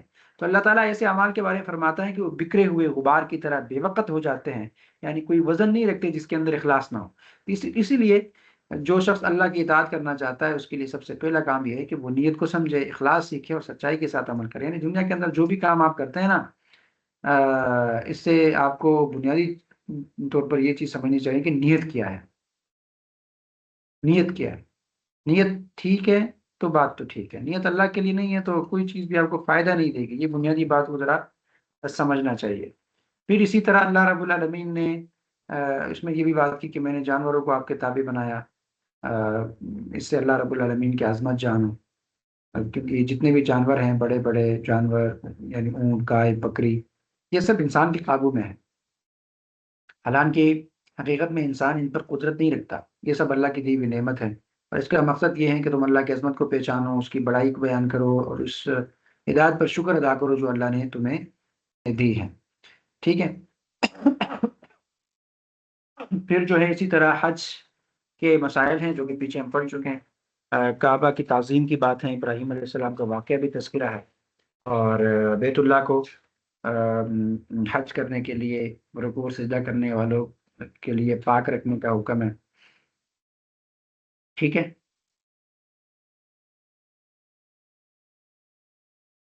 پھر یہاں ایک سبق آموز واقعہ مجھے یاد آ رہا ہے کہ حضرت مالک بن دینار فرماتے ہیں کہ میں مکہ مکرمہ جا رہا تھا، تو راستے میں ایک نوجوان کو دیکھا، وہ رات کے وقت آسمان کی طرف دیکھ کر دعا کر رہا تھا، اے اللہ تو نیکیوں سے راضی ہوتا ہے، گناہ تجھے نقصان نہیں دیتے، مجھے ایسے اعمال کی توفیق دے جس سے تو راضی ہو جائے اور میرے گناہ معاف ہو جائے۔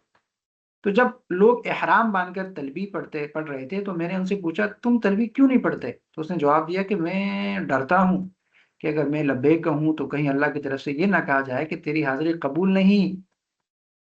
پھر وہ آگے چلا گیا، بعد میں انہوں نے اسے مینا میں دیکھا تو وہ رو کر کہہ رہا تھا، اے اللہ، لوگوں نے قربانیاں پیش کر دی، میرے پاس اپنی جان کے علاوہ کچھ نہیں ہے، میں اپنی جان ہی تیری بارگاہ میں پیش کرتا ہوں، اسے قبول فرما۔ تو یہ کہہ کر اس نے ایک چیخ ماری اور اس حالت میں اس کی روح بھی نکل گئی، اللہ نے قبول بھی کر لیا۔ تو نیت خالص ہونی چاہیے، اور جس نیت سے آپ جو کام کرتے ہیں نا، اس نیت کے حساب سے آپ کو اجر ملتا ہے۔ یعنی خلاصہ یہ ہے کہ اللہ کے ہاں ظاہری اعمال نہیں بلکہ دل کی کیفیت بہت اہم ہے، قربانی ہو یا کوئی اور عبادت، اصل چیز اخلاص ہے اور تقوی ہے، بغیر نیت اور اخلاص کے عمل ضائع ہو جاتے ہیں۔ اللہ نے ہمیں بے شمار نعمتیں دی ہیں، ان پر شکر، اس کی بڑائی بیان کرنا بہت زیادہ ضروری ہے، اور جو لوگ سچے دل سے نیک عمل کرتے ہیں ان کے لیے نا قبولیت اور جنت کی خوشخبری بھی ہے۔ تو لہٰذا مجھے اور آپ کو چاہیے کہ ہر عمل سے پہلے اپنے نا دل کو درست کرے، نیت کو خالص کرے اور اللہ کی رضا کو ہی اپنا مقصد بنائے۔ پھر اگلی آیات کے اندر جن لوگوں پر ظلم ہو رہا ہے، ستم ہو رہا ہے، ان کو پھر جہاد کی اجازت دی گئی ہے، یعنی مسلمانوں کو دفاع کرنے کا حق دیا گیا کہ اب آپ جو ہیں وہ دفاع کریں۔ یہ دفاع کس لیے ہوگا؟ یہ فتنہ فساد کا خاتمہ اس کے ذریعے ہوگا، عبادت گاہوں کی حفاظت ہوگی، اپنی مسجد اور مدرسے کی حفاظت کریں گے، اور اللہ کے نام کی کبریائی کے لیے یہ اجازت ملے گی۔ یعنی یہ وہ ہے کہ اذن للذین یقاتلون بانہم ظلموا وان اللہ علی نصرہم لقدیر، یہ اجازت دی گئی ہے۔ یعنی مکہ مکرمہ میں کیا ہوا تھا، کفار مسلمانوں، خاص طور پر صحابہ کرام رضی اللہ تعالیٰ عنہ کو بہت زیادہ تکلیفیں دیتے تھے مکہ کے اندر، وہ انہیں جسمانی اور زبانی اذیتیں پہنچاتے تھے۔ بعض صحابہ ایسے ہوتے تھے کہ کسی کا سر پٹا ہوا ہوتا تھا، کسی کا ہاتھ ٹوٹا ہوا ہوتا تھا، کسی کا پاؤں زخمی ہوا ہوتا تھا۔ تو یہ مظلوم صحابہ بار بار اللہ کے رسول صلی اللہ علیہ وسلم کی خدمت میں حاضر ہو کر اپنے اوپر ہونے والے ظلم اور ستم کی شکایت کرتے تھے، لیکن اس وقت چونکہ اللہ کے رسول ان سے یہ تلقین فرماتے تھے کہ صبر کرو، مجھے ابھی جہاد کا حکم نہیں دیا گیا، مجھے لڑنے کا اور اپنا بدلہ لینے کا حکم نہیں دیا گیا، میں تو اللہ کے حکم کا تابعدار ہوں۔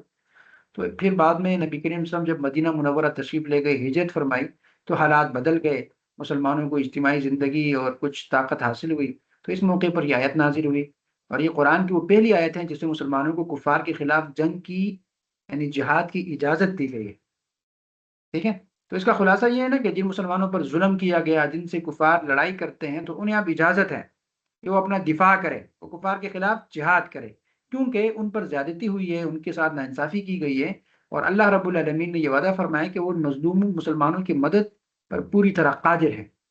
یعنی ہم اسباق کیا ملتے ہیں کہ اسلام میں جنگ کی اجازت ابتدا میں نہیں تھی، بلکہ صبر کا حکم تھا، صبر کرو، صبر کرو، صبر کرو، لیکن ظلم جب حد سے بڑھ جائے تب دفاع کی اجازت دی گئی کہ اب آپ نے غیرت کرنی ہے، کوئی آپ کے گھر کے اندر گھسے گا تو آپ نے بےغیرتی نہیں کرنی ہے، ادھر کے بیٹھ کے دیکھیں گے چلو جی کرو جو مرضی ہے، نہیں، اپنے گھر کی عزت اور ناموس کے لیے پھر کھڑے ہونا ہے۔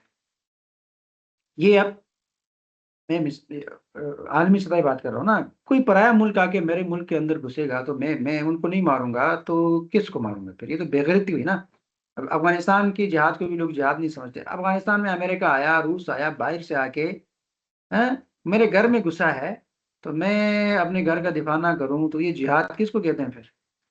پوائنٹ سمجھ رہے؟ فلسطین کے اندر جو ہو رہا ہے اس کو بھی آپ جہاد نہیں کہیں گے تو جہاد کس کو کہیں گے؟ کشمیر کے اندر جو کافر آ کے آپ کے اندر گھر کے اندر بیٹھا ہوا ہے۔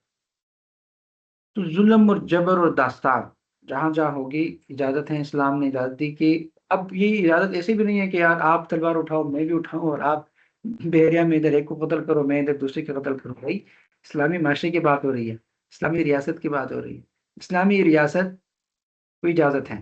کوئی بیرونی ریاست کوئی اس طرح کام کرے گی تو ریاست لڑے گی، پھر ایٹم بم ایسے نہیں رکھے گی، پھر یہ ایٹم بم اسلام کے لیے استعمال ہوگا۔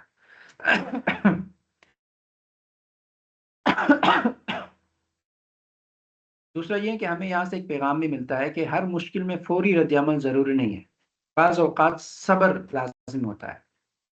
اب دیکھیں مکہ کے اندر صحابہ کتنے صبر کر رہے ہیں، صبر صبر صبر صبر، اس کا مطلب یہ ہے کہ ہر وقت نا جلدی جواب دینا ضروری نہیں ہوتا، ہمیں لگتا ہے کہ بس فوری جواب دے دیا جائے، یہ ضروری ہوتا، صبر کرنا بھی ضروری ہوتا ہے۔ اور اسی طرح جب ظلم حد سے بڑھ جائے تو پھر انصاف کے لیے کھڑے ہونا ضروری ہے۔ اور یہاں پر پھر آخری طور پر اللہ رب العالمین اپنی توحید کو سمجھانے کے لیے شرک کی حقیقت اور مکی کی ایک مثال بیان کی جا رہی ہے۔ اور یہاں یہ توحید کی دراصل بات ہو رہی ہے کہ یا ایھا الناس، اے لوگو، ضرب مثلا مثلا فاستمعوا له، ایک مثال بیان کی گئی ہے، فاستمعوا له تو اسے کان لگا کر سنو، ان الذين تدعون من دون الله لن يخلقوا ذبابا ولو اجتمعوا له، بے شک اللہ کے سوا جن کی تم عبادت کرتے ہو وہ ہرگز ایک مکھی بھی پیدا نہیں کر سکیں گے، وَلَوِ اجْتَمَعُوا لَهُ، اگر یہ سب اس کے لیے جمع ہو جائے، وَإِن يَسْلُبْهُمُ الذُّبَابُ شَيْئًا لَا يَسْتَنفِذُوا مِنْهُ ضَعُفَ الطَّالِبُ وَالْمَطْلُوبُ، اور اگر مکھی ان سے کچھ چھین کر لے جائے تو اسے چھڑا بھی نہ سکیں گے، کتنا کمزور ہے چاہنے والا اور جسے چاہا گیا، ضعف الطالب والمطلوب، کتنا کمزور ہے چاہنے والا اور جسے چاہا گیا، ما قدر اللہ حق قدرہ ان اللہ لقوی عزیز، انہوں نے اللہ کی قدر نہ کی جیسا اس کی قدر کا حق ہے، بے شک اللہ تعالیٰ قوت والا غلبے والا ہے۔ یعنی مفہوم کیا ہے اس آیت کا؟ اللہ فرما رہے اے لوگو، ایک مثال بیان کی جا رہی ہے، اسے غور سے سنو۔ اللہ تعالیٰ فرماتا ہے کہ تم اللہ کو چھوڑ کر جن چیزوں کی یعنی بتوں کی، قانون کی، انسانوں کی، کسی کی بھی جو عبادت کرتے ہو تو ان کی حقیقت یہ ہے کہ وہ ایک معمولی سی مکھی بھی پیدا نہیں کر سکتے، چاہے سب مل کر اس کام کے لیے کوشش کرے، اسٹرگل کرے، جدوجہد کرے، اور اس سے بھی زیادہ کمزوری یہ ہے کہ اگر ایک مکھی ان سے کوئی چیز یعنی شہد یا زعفران چھین کر لے جائے تو اسے واپس بھی نہیں لا سکتے، یعنی نہ وہ پیدا کرنے کی طاقت رکھتے ہیں نہ اپنی چیز بچانے کی طاقت رکھتے ہیں، یعنی بت کی عبادت کرتے ہیں نا، تو بت کیا کر سکتا ہے؟ وہ تو مکھی کو بھی اپنے آپ سے نہیں ہٹا سکتا، جو بنائے گا بھی بنا بھی نہیں سکتا، اور مکھی کوئی چیز ان سے چھین لے جائے تو اس کو واپس بھی نہیں کر سکتا۔ تو پچھلی آیات میں اللہ نے بتایا کہ مشرکین کے پاس بتوں کی عبادت کے لیے کوئی عقلی یا نقلی دلیل نہیں تھی، صرف جہالت، بے وقوفی کی وجہ سے وہ ایسا کرتے تھے۔ تو اب اس آیت کے اندر اللہ رب العالمین نے واضح مثال دے کر ان کو بتایا کہ جو خود اتنے کمزور ہو وہ معبود کیسے بن سکتے ہیں؟ ایک عقل مند انسان کے لیے یہ بات قابل قبول نہیں ہے کہ وہ ایسے بے بس اور عاجز کو اپنا خدا مان لے۔ مکھی والی مثال کی وضاحت یہ کی کہ مشرکین جو ہے وہ شہد، زعفران وغیرہ اپنے بتوں پر لگاتے تھے، جس کی وجہ سے مکھیاں آ کر اس پر بیٹھ جاتی تھی اور وہ چیزیں لے جاتی تھی۔ تب غور کرے کہ بت اس مکھی کو روک نہیں سکتے، اس سے اپنی چیز واپس نہیں کر سکتے، تو اسے کمزور کو خدا بنانا عقل کے خلاف ہے، انتہائی درجے کی، پرلے درجے کی جہالت ہے۔ تو اللہ نے فرمایا ضعف الطالب والمطلوب، کمزور چاہنے والا بھی اور جسے چاہا گیا بھی ہے، یعنی چاہنے والا کون تھا؟ بت پرست، اور چاہا گیا کس کو؟ بت کو۔ تو آخر میں اللہ نے فرمایا ما قدر اللہ حق قدرہ، یعنی جن لوگوں نے اسے کمزور بتوں کو اللہ کے شریک بنایا، انہوں نے اللہ کی صحیح قدر نہیں پہچانی، اس کی عظمت کو نہیں سمجھا۔ مجھے اور آپ کو پیغام ہے وما قدر اللہ حق قدرہ، 2026 کے اندر موجود لوگوں نے مادہ پرستی کو اپنا لیا، مادے کو خدا بنایا، کچھ لوگوں نے سائنس کو خدا بنایا، کچھ لوگوں نے ٹیکنالوجی کو خدا بنایا۔ تو اللہ کہہ رہے ہیں کہ اللہ کی صحیح قدر نہیں کی، بھائی ٹیکنالوجی تو میری ایک آواز کی مار ہے، ایک حکم کی مار ہے، کیا ہے اللہ کے ساتھ؟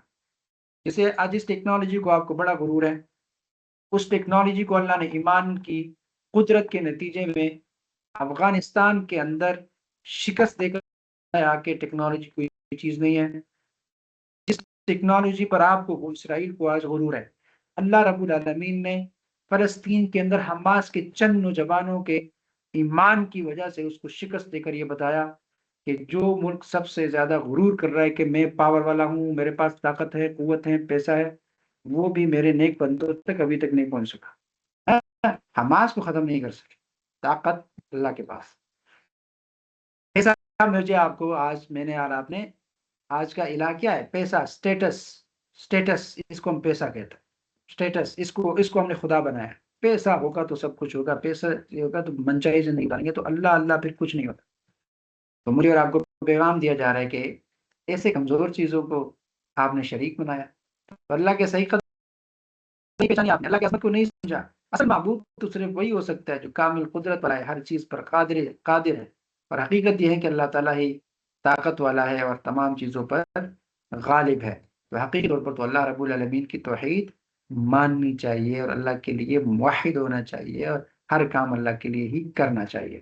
تو یہ تھا پارہ نمبر 17۔ خلاصہ یہ میرا اور آپ کا عمل کیا ہونا چاہیے کہ اس کا آغاز جو ہے ایک وارننگ سے ہوتا ہے، اقترب للناس حسابهم وهم فی غفلت معرضون۔ آخرت کی زندگی سے غافل نہیں ہونا ہے، غفلت کی زندگی سے بیدار ہونا ہے، حقیقی زندگی کی تیاری کرنی ہے۔ وہ حقیقی زندگی ہے، ہمیشہ کی زندگی ہے، نہ ختم ہونے والا سلسلہ ہے۔ دنیا کی زندگی ہم آدھی کھا چکے ہیں، آگے بھی کوئی گارنٹی نہیں ہے کہ آپ نے 60 تک ہی پہنچنا ہے، ٹھیک ہے؟ آج کل کے جو موتیں واقع ہوتی ہیں نا، کوئی گارنٹی نہیں ہے، ٹھیک ٹھاک انسان مر جاتا ہے، کوئی گارنٹی نہیں ہے۔ بس کرو، بس کرو، بس کرو، غفلت سے جاگ جاؤ، رجوع کرو، اللہ سے لو لگا لو، اللہ سے محبت کرو۔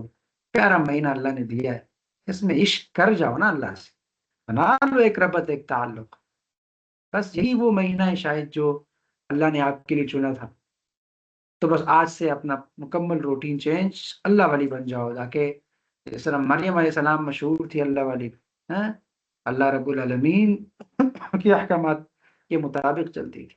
تو اپنے آپ کو مکمل اللہ کے حوالے کر دو، اپنی زندگی کا مکمل رخ اللہ کی طرف کر دو، آخرت کی فکر کریں گے اور اسی کے ساتھ انبیاء کی پیروی کریں گے۔ اور جب آپ اللہ کے لیے کام کریں گے تو مشکلات آئیں گے، پھر اللہ کو پکارنا ہے جس طرح انبیاء اللہ کو پکارتے تھے، اور توحید پر یقین اس لیے رکھنا ہے کہ اللہ کے سوا کسی اور کو آپ نفع اور نقصان کا مالک سمجھیں گے تو آپ کا ایمان کمزور ہو جائے گا۔ اس پوری کائنات کے اندر سپر پاور اللہ ہے، قوت والی ذات اللہ ہے، نفع پہنچانے والی ذات اللہ ہے، نقصان پہنچانے والی ذات اللہ ہے، مال والی ذات اللہ ہے، مشکل کشا وہی ہے، داتا وہی ہے، رب وہی ہے، رازق وہی ہے۔ اس رب پر کامل یقین ہونا اور اسی کی ہو جانا، اس کو ماننا اور اس کی ماننا، یہی توحید ہے۔ اور یہی توحید ہم نے مصمم کرنا ہے کہ میری زندگی کے اندر جتنی بھی محبتیں ہیں، اللہ کی محبت ان تمام محبتوں کے اوپر آ جائے۔ میں اپنی زندگی میں جتنے بھی لوگوں کی اطاعت کرتی ہوں، بات مانتی ہوں، حکم مانتی ہوں، میں اللہ کے حکم ماننا تمام احکامات سے اوپر اور ٹاپ پر ہو جائے۔ اسی کو کہتے ہیں لا مقصود الا اللہ، لا مطلوب الا اللہ، یعنی کوئی مقصود ہی نہ ہو انسان کا، صرف اللہ کے، کوئی مطلوب ہی نہ رہ جائے صرف اللہ کے، کہ انسان یہ کہے کہ دنیا میں جو بھی کام کر رہی ہوں کوئی مقصد نہیں ہے سوائے اللہ کے۔ انسان یہ کہے کہ میں جنت کے لیے بھی نہیں کر رہی سوائے اللہ کے، اللہ کے لیے کر رہی۔ یہ توحید ہے، اور اسی کے ساتھ عمل صالح کی ترغیب ہے کہ عقیدہ آپ کا ٹھیک ہونا چاہیے، اور اللہ کی راہ میں پھر نیک اعمال کرے۔ اور یہاں حج، قربانی اور اللہ کے راہ میں جدوجہد یعنی جہاد کا تذکرہ ہے۔ اللہ رب العالمین ہم سب کو قرآن مجید سمجھنے، اس پر عمل کرنے، اور سورۃ الانبیاء کے روشنی میں ہم نے یہ سمجھا کہ انبیاء کا تذکرہ ہے، تو الہ العالمین انبیاء کے نقش قدم پر ہمیں چلنے کی توفیق عطا فرمائیں، آمین یا رب العالمین۔ جزاکم اللہ۔ یہ تھا پہلا سیشن۔ اب ہم اپنے دوسرے سیشن کی طرف بڑھیں گے، جس میں ہم قرآن اوامر و نواہی کو ذرا سمجھیں گے کہ کیا کرے اور کیا نہ کرے۔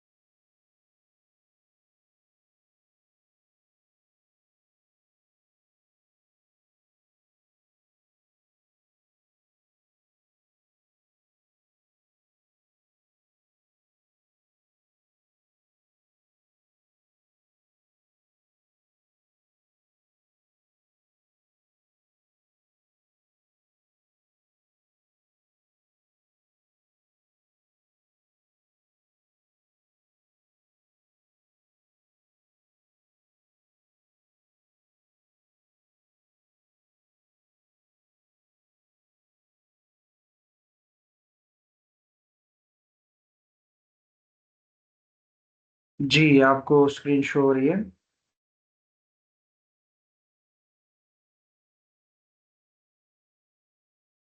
تو یہ پارہ نمبر 16 کا ہم مطالعہ کر رہے ہوں گے، جس کے اندر ہم اوامر و نواہی، مجھے اور آپ کو حکم کیا کیا کرنا ہے، کیا نہیں کرنا، اس کو ذرا سمجھیں گے۔ اور احکامات و ممنوعات پارہ نمبر 16۔ اللہ رب العالمین کی طرف سے نصیحت کے لیے ہر وقت تیار رہو اور اس سے اندھے نہ بنے رہو۔ یعنی آج آپ کو جو نصیحتیں مل گئی، ایک کان سے سن لیو دوسرے سے سر مت نکالو۔ ہاں، جی پارہ نمبر 17 کا کرنا ہے سر آج۔ پارہ نمبر 16 ہے نا؟ نہیں اچھا 17 ہے نا سوری آج سر، سوری 17 ہے۔ Sorry sorry sorry sorry sorry, جزاک اللہ جی، بہت شکریہ آپ کا۔ جی پارہ نمبر 17 پڑھنا ہے، اقترب للناس۔ تو پہلی بات ہے کہ حساب کتاب کے وقت سے غافل نہ رہو، اقترب للناس حسابہم، ہاں، قیامت سے غافل نہیں ہونا۔ اور دوسرا ہے کہ تم لوگ میری بندگی کرو۔ اللہ کہہ رہے ہیں میری بندگی کرو، میرے بندے بن جاؤ، انسانوں کے بندے نہ بنو، مال اور دولت کے بندے نہ بنو، سوسائٹی کے بندے نہ بنو، اپنے بچوں کے بندے بھی نہ بنو، اپنے رشتہ داروں کے بندے بھی نہ بنو، میرے بندے بنو، میری بندگی کرو۔ اور اچھے اور برے حالات کے بدل بدل کر آنے والی آزمائشوں میں ثابت قدم رہو، استقامت سے کام لو، اور اپنے رب سے خشیت اختیار کرو، اور قیامت کا بھی خوف رکھو۔ نیک کام کرو، نماز قائم کرو، زکوٰۃ دو، نیکی کے کاموں میں دوڑ دھوپ کرو، یعنی کوشش کرو، اسٹرگل کرو، اللہ تعالیٰ کو رغبت اور خوف کے ساتھ پکارتے رہو اور اسی کے آگے جھکتے رہو۔ آپس میں اپنے دین کو ٹکڑے ٹکڑے نہ کرو۔ یہ اللہ نے کہا نا ان هذه امتکم امۃ واحدہ، انبیاء کا دین ایک تھا، یہ ایک امت تھی، بعد میں لوگوں نے کیا کیا، دین کو ٹکڑے ٹکڑے کر دیا۔ تو یہ ٹکڑے ٹکڑے والا کام نہ کرو یار، یہ فرقہ وارث اختیار نہ کرو، یہ نہ کہو کہ میں ٹھیک ہوں دوسرا گمراہ ہے، یہ والے کام نہ کرو۔ ایک امت بنو، مسلم بنو، سب مسلمان بنو، نیک عمل کرو اور مومن بن کر رہو۔ رسول اللہ صلی اللہ علیہ وسلم کے بعثت کو انسانیت کے لیے رحمت سمجھو اور اس پیغام کو دنیا تک پہنچاؤ۔ اللہ نے رسول اللہ کو رحمت، وما ارسلناک الا رحمۃ للعالمین، تو اس کو رحمت سمجھنا چاہیے۔ اور علم کے بغیر اللہ کے بارے میں بحث نہ کرو، اور نہ ہی شیطان اور سرکش کی پیروی کرو۔ جو آپ کے پاس اللہ کے بارے میں نالج نہیں، پھر بحث نہ کرو۔ اور لوگوں کو راہ خدا سے بھٹکانے کے لیے علم اور ہدایت اور روشنی بخشنے والی کتاب کے بغیر گردن اکڑائے ہوئے خدا کے بارے میں جھگڑے نہ کرو، تکبر نہ کرو، اور اللہ کو چھوڑ کر ان کو مت پکارو جو نہ ان کو نقصان پہنچا سکے نہ فائدہ۔ یعنی اللہ کے علاوہ ایسے لوگوں کو اپنا مالک اور رب اور خیر خواہ اور مشکل کشا مت مانو، جو لوگوں کو نفع پہنچا سکتے ہیں نہ نقصان پہنچا سکتے ہیں۔ اور کھلی باتوں کے ساتھ قرآن کو نازل کیا گیا ہے، اب اللہ رب العالمین سے ہدایت طلب کرو۔ کفر اختیار نہ کرو ورنہ جہنم کی آگ تمہارا لباس بن جائے گا۔ مجھے اور آپ کو کیا کہا جا رہا ہے؟ کفر عملی، عملی طور پر اللہ کے احکامات سے انکار مت کرو ورنہ جہنم تمہارا لباس ہوگا۔ ایمان لاؤ، نیک اعمال کرو، اور جنت کی اللہ تعالیٰ سے امید رکھو، اور مسجد حرام میں مقامی باشندوں اور باہر سے آنے والوں کو برابر حقوق دو، اور میرے گھر کو طواف کرنے اور قیام رکوع سجود کرنے کے لیے پاک رکھو، اور لوگوں کو حج کے لیے اس نعام دے دو، اجازت دے دو، اس نعام، اور اپنی نظریں پوری کرو اور اس قدیم گھر کا طواف کرو، اور اللہ رب العالمین کی معزز چیزوں کی تعظیم کرو۔ یہاں شاعر اللہ کی بات ہے، میں نے اس پہ پچھلے صورتوں میں گفتگو کی ہے تو اس لیے آج میں نے ٹچ نہیں کیا۔ شاعر اللہ وہ چیزیں جس سے اللہ کی پہچان ہوتی ہے، مسجد، مدرسہ، گھر، کعبہ، قرآن، کتاب، رسول کے احادیث، یہ ساری چیز شاعر اللہ ہے، اس کی حفاظت کرنی ہے۔ حلال مویشی جانور کو استعمال کرو، بتوں کی گندگی سے بچو، چھوٹی سی جھوٹی بات سے بھی پرہیز کرو، جھوٹی بات آگے نہ پھیلاؤ، خود جھوٹ بھی نہ بولا کرو، قرآن میں بیان شدہ قاعدے کے مطابق قربانی کرو، عاجزی یا عاجزانہ روش اختیار کرنے والوں کو بشارت دے دو، یعنی عاجزی کرو یار، تکبر نہ کرو، بات بھی عاجزی سے کرو، اٹھنا بیٹھنا بھی عاجزی والا ہو، عاجزی اختیار کرنی چاہیے۔ کل ہم نے اسے بات کی تھی، ویسے تکبر سے ممانعات ہیں۔ اور ہر مصیبت پر صبر کرو، نماز قائم کرو، اور ہمارے عطا کردہ رزق میں سے خرچ کرو۔ اور اپنی قربانی میں تقوی کو معیار بناؤ. یہ جو ہم نے ابھی پڑھا نا، لَن يَنَالَ اللَّهُ لُحُومَهُمَا وَلَا دِمَاؤُهَا وَلَكِنْ يَنَالُهُ التَّقْوَى. اللہ کو نہ آپ کا گوشت پہنچتا ہے نہ خون پہنچتا ہے. کیا پہنچتا ہے؟ تقوی. تو اسی سے میں نے امر کیا بنایا کہ اپنی قربانی میں تقوی کو معیار بناؤ. اس چیز پہ دھیان نہ دو کہ میں بڑا جانور لاؤں. آج کل تو ٹرینڈ بن گیا ہے، قربانی کریں گے تو سب سے بڑا جانور لائیں گے تاکہ رشتہ دار کو پتا چلے کہ ہم تو اس سال اتنا ہٹا کٹا موٹا جانور لائے ہیں اور اتنا مہنگا لائے ہیں. اللہ کہہ رہے ہیں کہ یہ پیسہ بھی اڑ گیا آپ کا. ہاں؟ نیت کیا ہے؟ رشتہ دار کو دکھلانا ہے. انہوں نے تو دیکھ لیا اور آپ نے گوشت کھا لیا، بات ختم ہو گئی. جی اللہ سے کیا مانگو گے؟ اللہ کے لیے قربانی کرنی اور یہ شریعت کے حکم کے مطابق کرنی ہے، رسم و رواج کے لیے نہیں کرنی. تو پھر اللہ کہہ رہے ہیں کہ تقوی کو معیار بناؤ، دکھاوا نہ کرو. اور دغاباز ناشکر گزار نہ بنو. دغابازی بھی نہ کرو، یعنی نمک حرامی نہ کرو، ناشکری نہ کرو. اللہ تعالیٰ اگر تمہیں اپنی زمین میں اقتدار بخشے تو پھر نماز قائم کرو، زکوٰۃ دو، نیکی کا حکم دو، برائی سے منع کرو. یا اسلامی ریاست قائم ہوگی تو حکمرانوں کو اللہ تعالیٰ دے کہ اللہ نے آپ کو حکومت دی ہے تو آپ زمین کے اندر کیا کرو؟ نماز کا نظام بحال کرو، زکوٰۃ کا نظام بحال کرو، امر بالمعروف و نہی عن المنکر کا نظام بحال کرو اور نیک عمل کرو، ایماندار بنو. اللہ تعالیٰ مغفرت اور عزت کی روزی سے نوازے گا انشاءاللہ. اور اللہ تعالیٰ کے آیات کو نیچا دکھانے کی کوشش مت کرو ورنہ دوزخ کے یار بن جاؤ گے، دوزخی بن جاؤ گے. یہ بات ہو رہی ہے. اور اسی طرح اپنے دلوں کو کھوٹا مت ہونے دو ورنہ شیطان کی ڈالی ہوئی خرابی تم کو ایک فتنہ بنا دے گی. اور اسی طرح آگے ہے کہ ایمان کے ساتھ عمل صالح کرو تو نعمت بری جنتوں میں جاؤ گے. اللہ تعالیٰ کے ساتھ کفر نہ کرو اور نہ ہی ہماری آیات کو جھٹلاؤ ورنہ رسوا کن عذاب آئے گا. اللہ کے دین کے لیے اٹھو، نکل کھڑے ہو، ہجرت کرو، قربانی دو تاکہ اللہ تمہیں پاکیزہ رزق دے اور بدلہ ویسا ہی لو جیسے تمہارے ساتھ کیا گیا ہے. زیادتی ہوئی ہو تو اللہ ضرور مدد کرے گا. یعنی جس نے آپ کے ساتھ جتنی زیادتی کی اتنا ہی بدلہ لیا کرو. یار کس نے تھپڑ مارا اور آپ نے یہاں سے گولی چلا دی، یہ کام نہ کرو. اگر آپ معاف کریں گے تو اللہ کیا کرے گا؟ مدد کرے گا. اللہ زیادہ دے گا. اور جو جس کے ساتھ زیادہ زیادتی ہوئی تو اللہ ضرور مدد کرے گا. اللہ کو چھوڑ کر جنہیں تم پکارتے ہو وہ سب باطل ہیں، انہیں مت پکارو. اور اے ایمان والو ارکعوا واسجدوا، رکوع کرو، سجدہ کرو اور اپنی رب کی بندگی کرو اور نیک کام کرو اور اللہ کی راہ میں جہاد کرو. جاہدوا فی اللہ حق جہادی، جیسا کہ جہاد کرنے کا حق ہے. نماز قائم کرو، زکوٰۃ دو اور اللہ سے وابستہ ہو جاؤ. اللہ کے ہو جاؤ. اپنی زندگی کا مکمل رخ اللہ کی طرف کر لو. اور آگے ہیں کہ اپنے مسلمان ہونے کی پہچان کو اختیار کرو اور اس پر قائم رہو. اس میں کیا بات ہے؟ اپنے آپ کو بریلوی، دیوبندی، اہل حدیث اور پتہ نہیں کیا کیا یہ نہ کہو. یار کیا کہو؟ اپنے آپ مسلم کہو. اللہ نے آپ کا نام کیا رکھا ہے؟ هو سماکم المسلمین. اللہ نے میرا اور آپ کا نام مسلمان رکھا ہے تو اپنی مسلمان ہونے کی پہچان اختیار کرنی چاہیے اور اس پر قائم رہنا چاہیے. وی آر مسلم، ہم مسلمان ہیں. اور پھر لوگوں پر گواہ بننے کی ذمہ داری کو پہچانو اور عدل اور حق کے ساتھ ادا کرو. یعنی ہم سب امتی مسلمہ لوگوں پر گواہ ہوں گے. اس کا مطلب کیا ہے کہ لوگوں تک ہم نے دین پہنچانا ہے. ہمیں ہر ایک کی رسپانسبلٹی ہے. امتی وصف پر میں نے اس پہ ڈیٹیل سے گفتگو کی تھی. امت پر گواہی کا مطلب یہ ہے کہ ہم یہ کہیں گے کہ نا ہم نے لوگوں کو یہ فلاں فلاں پیغام سمجھایا تھا، لوگ بات نہیں مان رہے تھے، لوگ نہیں مان رہے تھے تو ہم گواہ ہیں اس بات کی. تو یہ تھا جی پارہ نمبر 17 جس کے اوامر اور نواہی کو ہم نے پڑھ لیا. اللہ رب العالمین ہم سب کو عمل کرنے کی توفیق عطا فرمائے. آج کا سیشن ایک لحاظ سے بہت اہم تھا اور اللہ رب العالمین ہم سب کو سمجھنے اور ہمیں تبدیل ہونے کی توفیق عطا فرمائے تاکہ ہم اس رمضان کو اپنے زندگی کا ایک نیا رمضان اور تبدیلی کا ایک ذریعہ بنائیں. جزاکم اللہ خیرہ. اپنا بہت سارا خیال رکھے، مجھے اپنے مخلص کو ہمیں یاد رکھے. ملتے ہیں کل کے نشست میں، تب تک کے لیے اللہ حافظ. اللہ نے کے بعد السلام علیکم ورحمۃ اللہ.